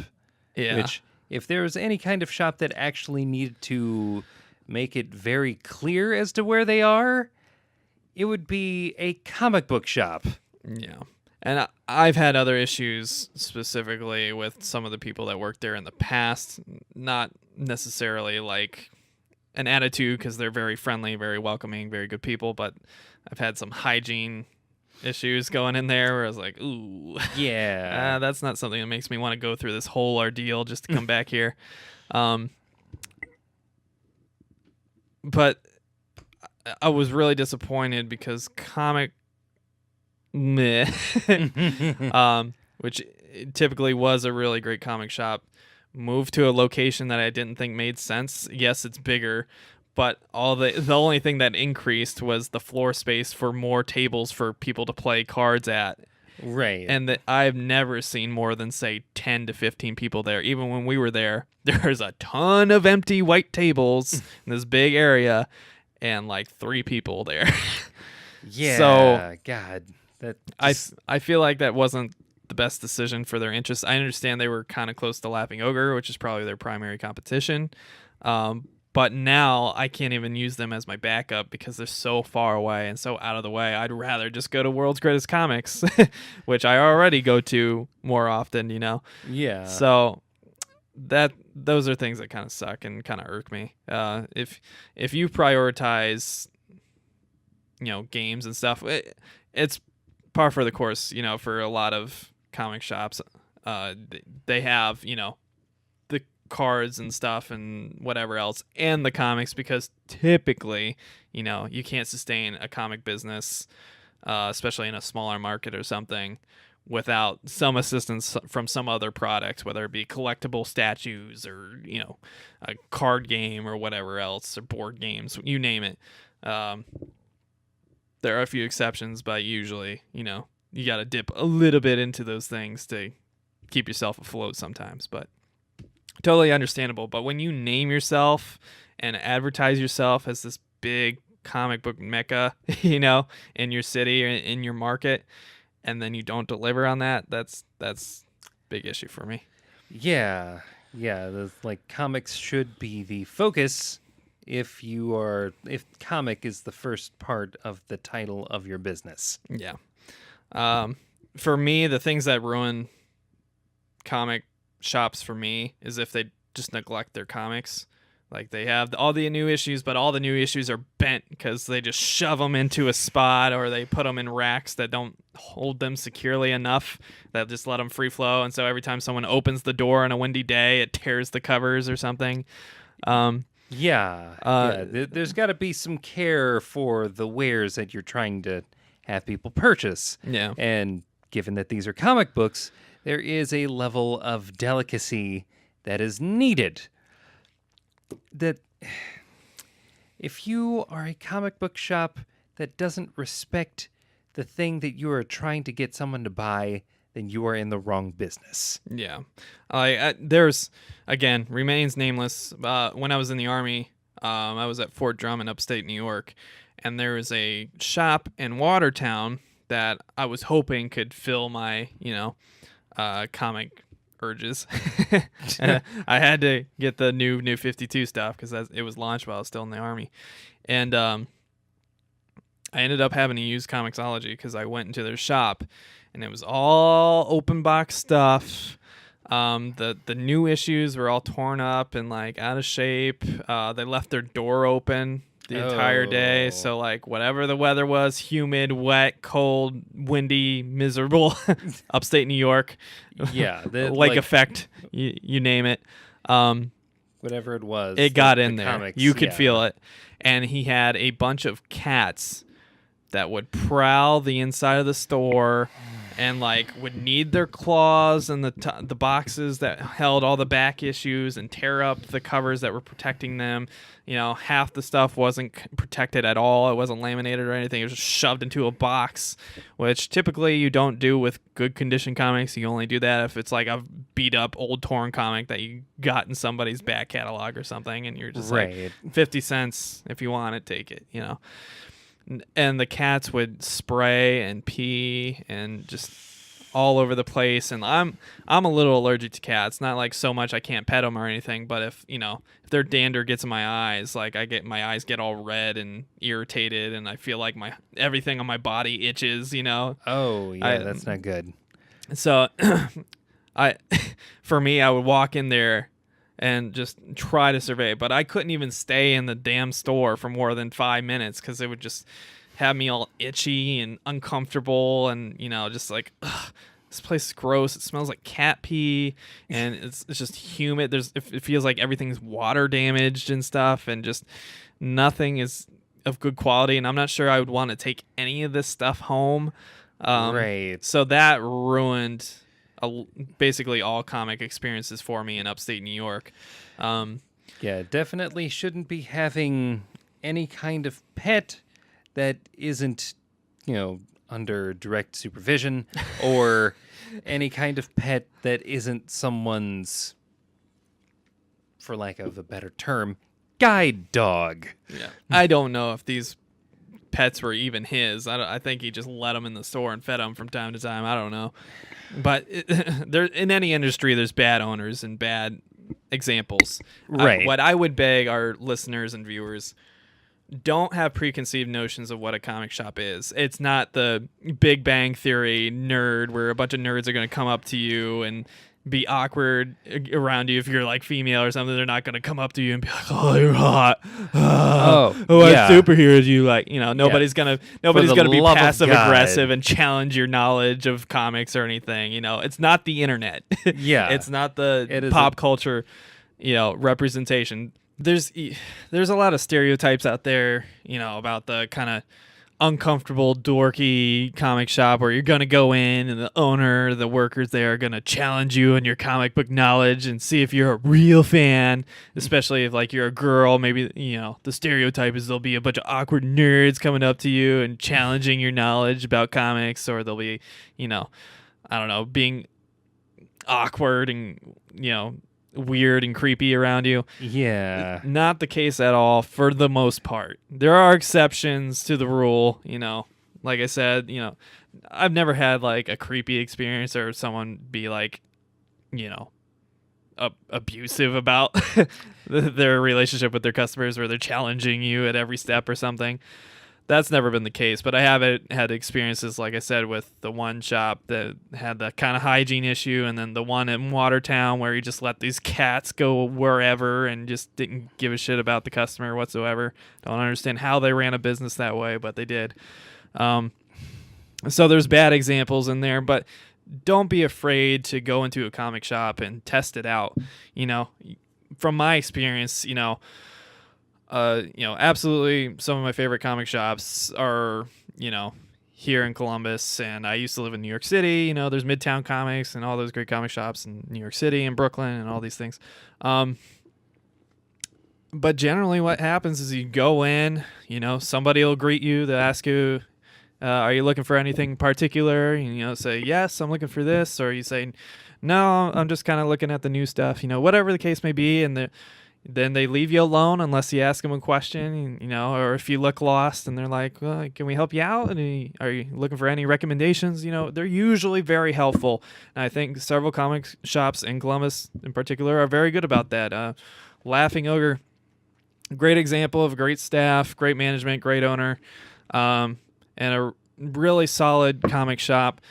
Small things from time to time like condition issues, but it's very rare that it happens, and more often than not, it's not their fault. It's usually like they're shorted by their, distributor, or, some customers mishandled the comic and then tossed it back in, or some kid, got their sticky fingers on something, happens from time to time. You can't avoid it, really.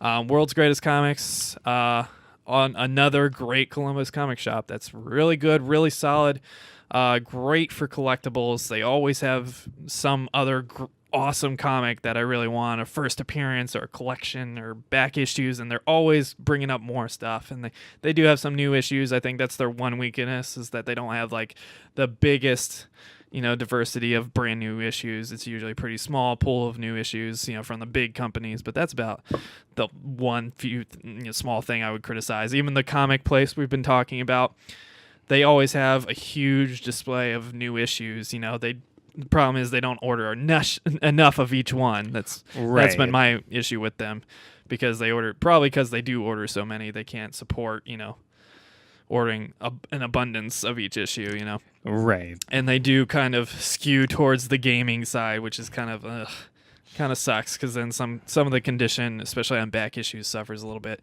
And then there's Pack Rat Comics, again, great comic book shop. It's just so far away, I never go there. I've been there 2 times, and both times were great experiences. And I genuinely feel like if I were, say, female and I went to these shops, or if I was a brand new guy and had no idea what to look for or what to go for, if I had kids that needed help finding something appropriate, I would have no trouble whatsoever going to any of these shops and getting help, or just perusing, looking at what they got and seeing if anything caught my eye and got me interested. And I think the key for me is just to find what serves your purpose the best. Look around. Don't just, if you got, say, you're a small town, you have one comic shop, but there's another comic shop, another town over. It's a little extra drive, but it might be way better quality, or, more susceptible. And I understand if you live in the country or something, it's really hard to find a good comic shop, especially within an easy driving distance, especially if one that you want to go to weekly. For those people, I might recommend a pool, go to the comic shop once a month, and get your full pool of comics for that month, and then enjoy them, whatever, look around, and then go home and, make an event of it. You make it fun, especially if you have kids or something, something to look forward to every month. So yeah, made a special trip down to the comic shop. Yeah, for me, the big things that will make me leave your store immediately is condition, both of the store, of your personal hygiene, and your merchandise. And the second one is ease. If your store is hidden, or if it's just so ridiculously far away unnecessarily, you're probably going to lose me as a customer. How about you? I would say that those things are definitely in the top 5 things that I'd be looking at. If I were to add anything to that, I would think that it would be specifically if I'm going after like a certain set of number ones, or if I'm trying to keep up on a certain story or set of issues. Yeah. I would say an abundance of those comics. Specifically, me being able to basically have an established feeling of reliability with that particular shop. It's like if I can always count on them to have the issues that I want, that is going to keep me coming back more than anything. Yeah. Because at the end of the day, the comic book shop, no matter what state it's in, I'm there to purchase a comic, get out, and add that comic to my collection. If I can't count on them to have the issues that I'm looking for, then all of the other niceties and whatnot, that kind of goes out the window for me. Yeah, I would agree with a lot of that. I think some, it's a tough game for comic shop owners because they have to play the guessing game, Yeah. Which is why they offered pool deals, which we discussed, I don't know, 2 weeks ago or so. They have to try to predict what the demand is going to be And which is a very difficult game to play. yeah, and they often have to do it weeks ahead of time, if not months ahead of time, because these distributors, I think the one for Columbus is like Diamond or something like that. Yeah. And there's always shortages, there's always manufacturing issues. We just had the one last week with Marvel printed the wrong pages and, sent them out and then said, oh, return it to your comic store owners. You'll get a free one. Eventually, but now the burden is on the comic shop owners to return their money, for the bad comic. What are the owners supposed to do about that? It's not their fault, so now they gotta ship it back, and hopefully get some of their money back, And they are sending it to the distributor, Diamond, or whoever else, and then the Diamond has to ship them back to Marvel, and then hope that the empty promise is true. So it's a tough industry because it's not like you make the 2 movies a year and then you distribute those 2 movies a year or whatever. This is something where you have 100 to 200 new comics every week. And you have to print multiples of them and predict what's going to sell, what's not, what's worth taking a risk on, what's not. You have these issues, like from Image all the time, these issues that just take off because it just came out of the blue, new issue, new story, new characters, new everything, new writer, new artist, blew me away. Now everybody's trying to scrap them. And that's when they have the second printings and third printings, but nobody wants the second printings and third printings because they don't have the value. They don't retain the value like the first printing of any issue, let alone the first issue. So I understand it's a totally tough game, and I don't begrudge shops that just don't have it. It's sold out. You can't. Sorry, you snooze, you lose, or they got shorted by Diamond, or whatever the case may be. It's a tough game, but I can totally sympathize because even today we were looking for 2 issues and we just could not find them because we waited a little too long, and our typical shops just didn't order that many of them, because they had not weeks ago predicted that they would be as in high of demand as they were, Yeah. So yeah, that's a big one. Anything else? Any big things that'll definitely make you want to go there or definitely not make you want to go there? I mean, I'm trying to think if there's anything besides the basic upkeep, hygiene. Yeah, I mean this is true. Maintain any good business, Oh yeah, you want your business to be clean and welcoming, right, and not abrasive to be in. Oh yeah, of course. I mean, I can good think staff. I can put up with a bad staff as long as, they stay out of my fucking way. Oh, yeah. Yeah, as long as the definitely. store is clean, I have what I'm looking for, and, I can deal with one asshole or 2, whatever. Yeah. But that I've never had that experience, by the way. I'm just saying, if it had happened, I have thick skin, I'd be okay. But there's one example. They're not in business anymore, or if they are, they're somewhere I've never seen. They used to be near downtown,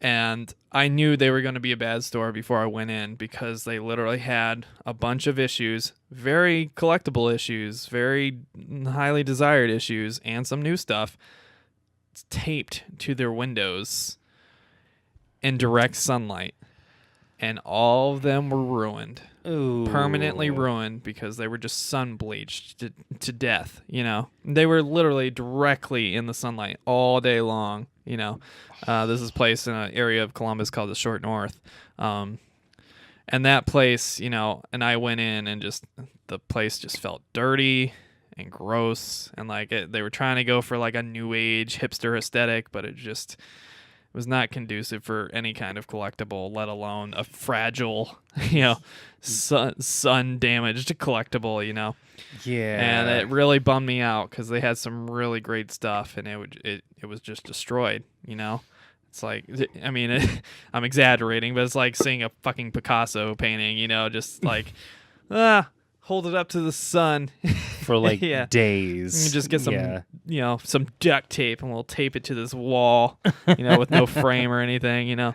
Just that's what it felt like to me, and that was I they were lucky I even went in the store, because I was like, I'm not gonna be happy with anything in here, and I was damn right. But I was desperately looking for a particular collection, so I gave them a shot. But oh, they were awful.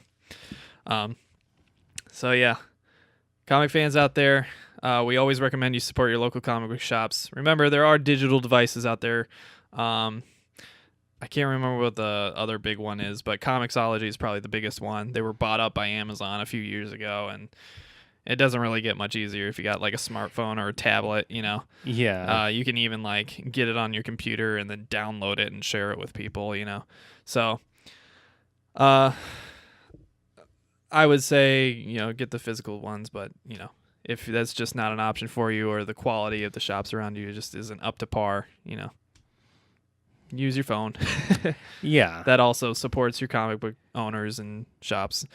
My issue with digital is that, it's going to put these brick and mortar shops out of business eventually, and that includes the greatest and best of them, and that I hope that doesn't become the case, because there's something to having a physical comic in your hand and having the full spread of the art, instead of on a little lit up screen that's, Yeah.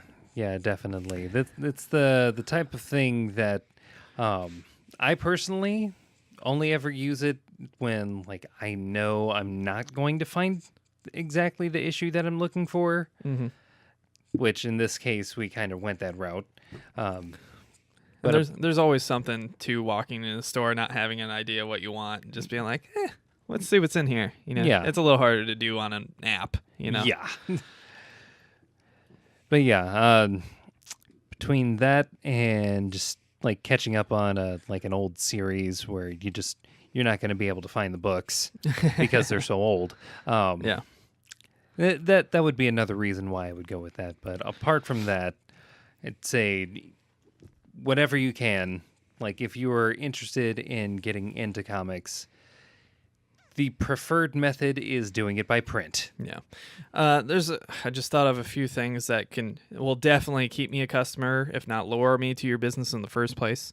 A lot of the comic shops around here, the two I always mention, World's Greatest and Laughing Ogre, they're really good about getting talent, like artists and writers, in for a book and having signings and stuff with people you would never otherwise have the chance. I don't, Right. there's a comic convention here in Columbus, Ohio. It's Ohio Comic Con. It's really good, really big, really huge. Problem is, it's really expensive, as all comic conventions are. And I mean, it's like, $200, and that's just, I if I wanted to spend $200 to go buy stuff, I would do it in a much more, beneficial fashion. But these comic shop owners and stuff, often they'll go to these conventions and stuff, and they'll talk to artists and writers and, ask them to come to their shop or whatever in exchange for, commission on every comic sold or every comic signed or whatever the case may be, Yeah. And then they'll, in World's Greatest Comics example, they actually go to these conventions and get the latest and greatest, collectibles that they find at the conventions, because let's face it, the best place to get like the rarest comics is at conventions, because there's always somebody trying to, get them for the highest price. What better place to do that than at a convention center, And so you get to avoid the risk that's involved with eBay and fakes and forgeries and stuff like that. So that's a big advantage for me. It's just the constant stream of collectible covers and comics, that they get from going to all these conventions for you, Yeah. So you don't have to invest all this travel and time and money and trying to go to these places and hoping that you get what you're looking for, So that's another big advantage. Well, you think we should move on? Yeah. Well, what topic did you have for us today? Well, mine's the tried and true classic. If you could have one superpower or ability, what would it be? And before we start, this is a for fun topic, so no, I wish my power was to bring world peace and, feed everybody who's hungry and bring wealth to all the poor, whatever else. No one cares. Yeah, fuck that. Of course, everybody would want these things and want to be able to do these things. This is a for fun thing. Yes. This is a totally greedy topic. Oh, yeah. What would you do? Which powers would I have? Well, I would be lying if I said I wanted some set of powers aside from the one that comes from my favorite character. But I'm going to think a bit outside the box here. You want to be able to make things explode? Well, if there's anything that I've learned from reading comics Don't touch Bob. relating to Gambit, it's that his powers do so much more than that. He adds kinetic energy to stuff. Yes, which can make machines that were previously off just on for whatever reason. He Never need batteries. he's actually managed to pilot an Iron Man suit without turning the thing on. All right. So you kind of need that stuff to be built for you. Yes, Yeah. yes, it's very reliant on the stuff. Which fits a burglar. Yes, it does. It's like you make it, I take it. But I'm gonna branch out from this one. Like I could describe that and like note all of the things that I would like from it till like the fucking cows come home. I want my power to be flexibility and looking great in a leotard. Hashtag Nightwing. No, not really. But if we wanted to go, favorite superhero. Right? Yeah, I mean, I'd keep the looking great in the leotard thing. But yeah, for powers, I would say I don't want to do flight or superhuman strength or like super rapid healing because as they hand those out like candy nowadays. Okay. I would want something actually kind of funny. Like, I am bulletproof, but only for every third bullet that's fired at me. Why? Challenge. That's a terrible challenge. I don't think you're going to win that challenge. Pretty sure the first 2 bullets will kill you. And then the 4th and the 5th and the 6th.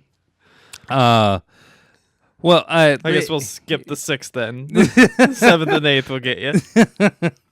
Well, it's all about how the entire situation is set up. That's so random. Why would that be your superpower? Well, here's the thing. Superpowers are basically get out of shitty situation free cards. And there's only so many of those out there that, you know, after a while, all of them start to overlap. It's like, oh, I want luck powers. Several fucking characters already have that. I want invisibility. Several fucking characters already have that. I want to be able to stretch real fucking far. Who cares what the other characters have? These characters don't really exist. You You exist. Okay. While true, I want to have something original. Something... I think about powers, therefore I am. I choose 3rd bullet. What? You could travel through time. You could be invulnerable. You could have super strength. You could shoot lasers out your dick if you wanted. You could do all these things. Oh, God, I remember a character that actually shot lasers out of their dick. Don't do it. Honestly, it would be... Shark gold for all you care. You can have anything. And you choose 3rd bullet. I will add to it hypnotic charm.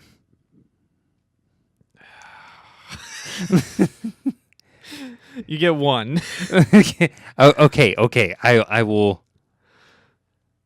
I'll leave the 3rd bullet thing aside.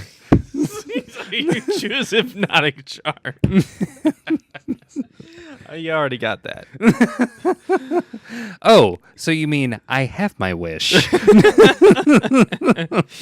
I saw you fishing for a compliment, and I delivered. I'm gonna call you the mailman. I feel like you would use the third bullet power like a Penn and Teller show, you know? Oh, like their yes, nail gun of trick course. where it's I count between iterations of like 3 and 9 and 12 and whatever else. I'll say that one. That one. 1, 2, 3. 1, 2, 3, 4, 5, 6. That one. Freak out the audience and they think you loaded the nails, but no, you're just invulnerable to the third one. It'd be the most surprising game of like failed Russian roulette the world's ever seen. That's a great point for Russian roulette. You know? You can put 3 bullets in there, have a big party. It's like, yeah. You only have to be scared of the first 2. That'd make the game so much more real. 6 holes, 3 bullets. Woo! I don't like those odds. Nope. But you have a leg up. It's so I did not expect that answer. Is that your final answer? Yeah. Wow. All right. We keep things lively here on this show. We keep it something, all right. For me, I'll take a little more serious approach. For me, it would be like the infinite like healing factor. You know, in terms of like Wolverine, where you live basically forever, or you age at a very, very slow rate because of the healing factor or whatever, for several reasons. The biggest one for me is just I want to see what happens in the future.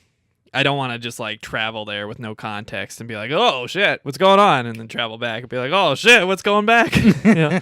I want to like live through my time period, you know, extensively. Maybe not till the end of time because, the Earth is going to be destroyed at some point by... You're talking about the heat sun. Death of the universe. Well, I mean, there's the sun first. The Well, sun's sun's going to devour the fucking Earth, and then if we manage to escape Earth, eventually the universe is going to end in one shape or another. It might be the cold death. It might be the heat heat death. Yeah. It might be something completely different that we just can't predict. Right. I'm not sure I want to be around for that part. I feel like even if I could live through something like that, I'm not sure I would want to. See, here's eternal suffocation in space. That's probably not great. Here's the thing that the reason why I don't take it like rapid healing or healing that basically heals any wound is that turns up your eventually being trapped rating to about 100%.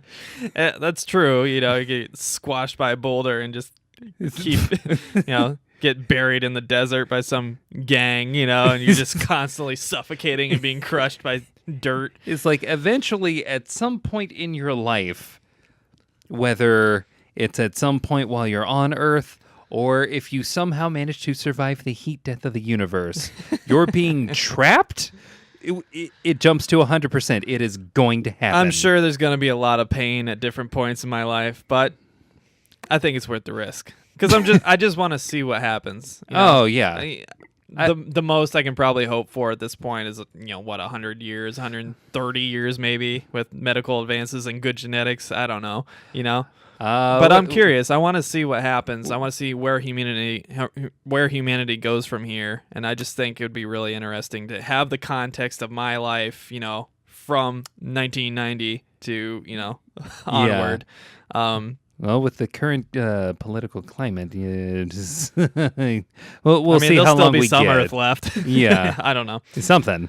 But I think that's the biggest reason. I just think it would be cool to see the future. To see all these things and experience all these things, and then on the other side of things, I could get jacked so quickly because literally every time you tear a muscle a little bit working out, which is how your muscles form, you tear it a little bit and then the proteins come in and fill it in and rebuild it. Yeah.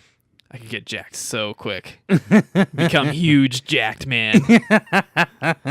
There it is.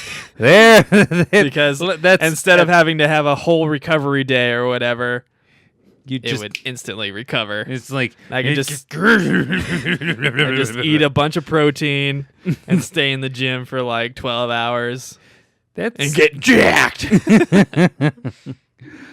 That's actually similar to the Sabretooth's lesser-known ability. Is Huge jackedness? Oh, yeah, pretty much. But that comes from not really developing lactic acid in the muscle. Yeah. It's like the thing that tells Endless you endurance. to stop. Yeah, you just... I just feel like it could be really cool and you could do a lot of things. The one thing that worries me, it's not like the being buried in the desert by some gang you pissed off or something. Yeah. For me, it's more like how do you manage relationships Oh. if you know you're not going to die and they're going to? Yeah. How do you manage kids when you know you're going to outlive all of your kids and grandkids and great-grandkids?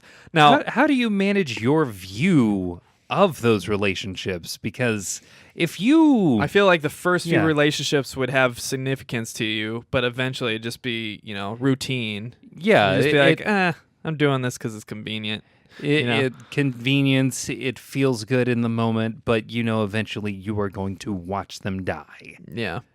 So, I'm from my perspective, in a way, like it's kind of romantic, like living through this life with them, and then knowing that you're going to be healthy enough to help take care of them when they need it. Yeah. When they become old or sick or whatever, and eventually do pass away or whatever.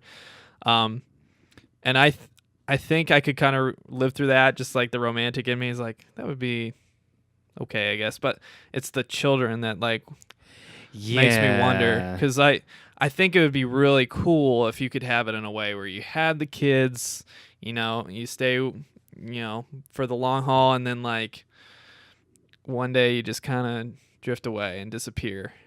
Like after your kids have had grandkids and stuff, and then you come back, the next generation. Maybe don't introduce yourself as, oh, hey, I'm your great grandfather or whatever. Oh yeah, but no. Come back in between generations and just see how your family is, and maybe be like the kind of invisible guiding hand to help them along if they ever stumble, across the generations, and just see where your family line goes. That's another thing that's always interested me. Like I've always wondered, if I have kids or grandkids or something, what's going to happen several generations down the line? Who are they going to be? What will they dream about? What will they want to do with their lives? What will their climates be like? What will their, political, ecological climates, both, Yeah. What are they going to do for a profession, if anything? What kind of world are they going to inherit and pass on? I think all those questions would be so cool and interesting, and To be able to live through. those things and look forward to those things and see those things. And You'd be like the Highlander. I feel like so much of our lives is dictated by fear of what if Yeah. what if I get in a car accident next week and my family's left with no parent, no husband, no, maybe half the financial means they had before or less, whatever the case may be. To remove all of those typical worries in life, should I spend this 5 years, 10 years developing myself for this profession and find out I have cancer at the age of 35? Yeah. When you take away those uncertainties, it kind of opens up the world a little bit more, I think, and allows you to explore the world, and not only the world, but your relationships more in depth, and I don't know, in a way, be more human than you would be otherwise, when you're concerned about things like finances for the future and retirement and potential diseases in your future and ailments, and Yeah. I feel like just so much of people's lives, and to an extent my own, is lived in some kind of fear or anticipation of something, and life never works out like you planned it. Something always throws a wrench in the gears and turns you in a different direction, either for the better or the worse. But I feel like if you could remove at least some of those layers of fear. Damn it. I was on a roll. Yeah, you were. I was ready to end it. But yeah, I think it'd just be so romantic to just go back and see all that stuff into the future and have all the benefits of living a life without all these fears that we always constantly live with. Well, folks, I think that wraps up another mediocre edition of Hit the Books podcast. Mediocre. Thank you all for sticking with us. If you like what you hear, be sure to hit like and subscribe down below and follow us on your podcast services of choice and on our social networks. We're on Twitter at HTBVids. We're on Facebook at /HitTheBooks. You can always check out our website, htbvids.com, for the latest news and reviews and all the links to all our Stitcher, iTunes, you name it. We also have a link on there that goes straight to freshcomics.us, which is the resource we use for all the new releases coming to you every Wednesday. We, as always, have a bunch more content coming up for you, reviews and other things. So please look forward to that. We work very hard on this, and it takes a lot of time. Yes, it does. And a lot of sacrificed hours. Thanks again. Thanks for watching. If you're listening to us on Stitcher, iTunes, give us a constructive review. Leave us a message, a comment. Comment on the video. Let us know what your powers would be and why. And let us know what issues you're looking forward to and all that jazz. Yeah. Once again, I want to thank you for sticking with us through this episode. I know it's been pretty long. The last few episodes have been pretty long. I'm your host, Chris Holcomb. And I'm Emery Saunders. And we'll see you next week. Bye-bye. Every Wednesday.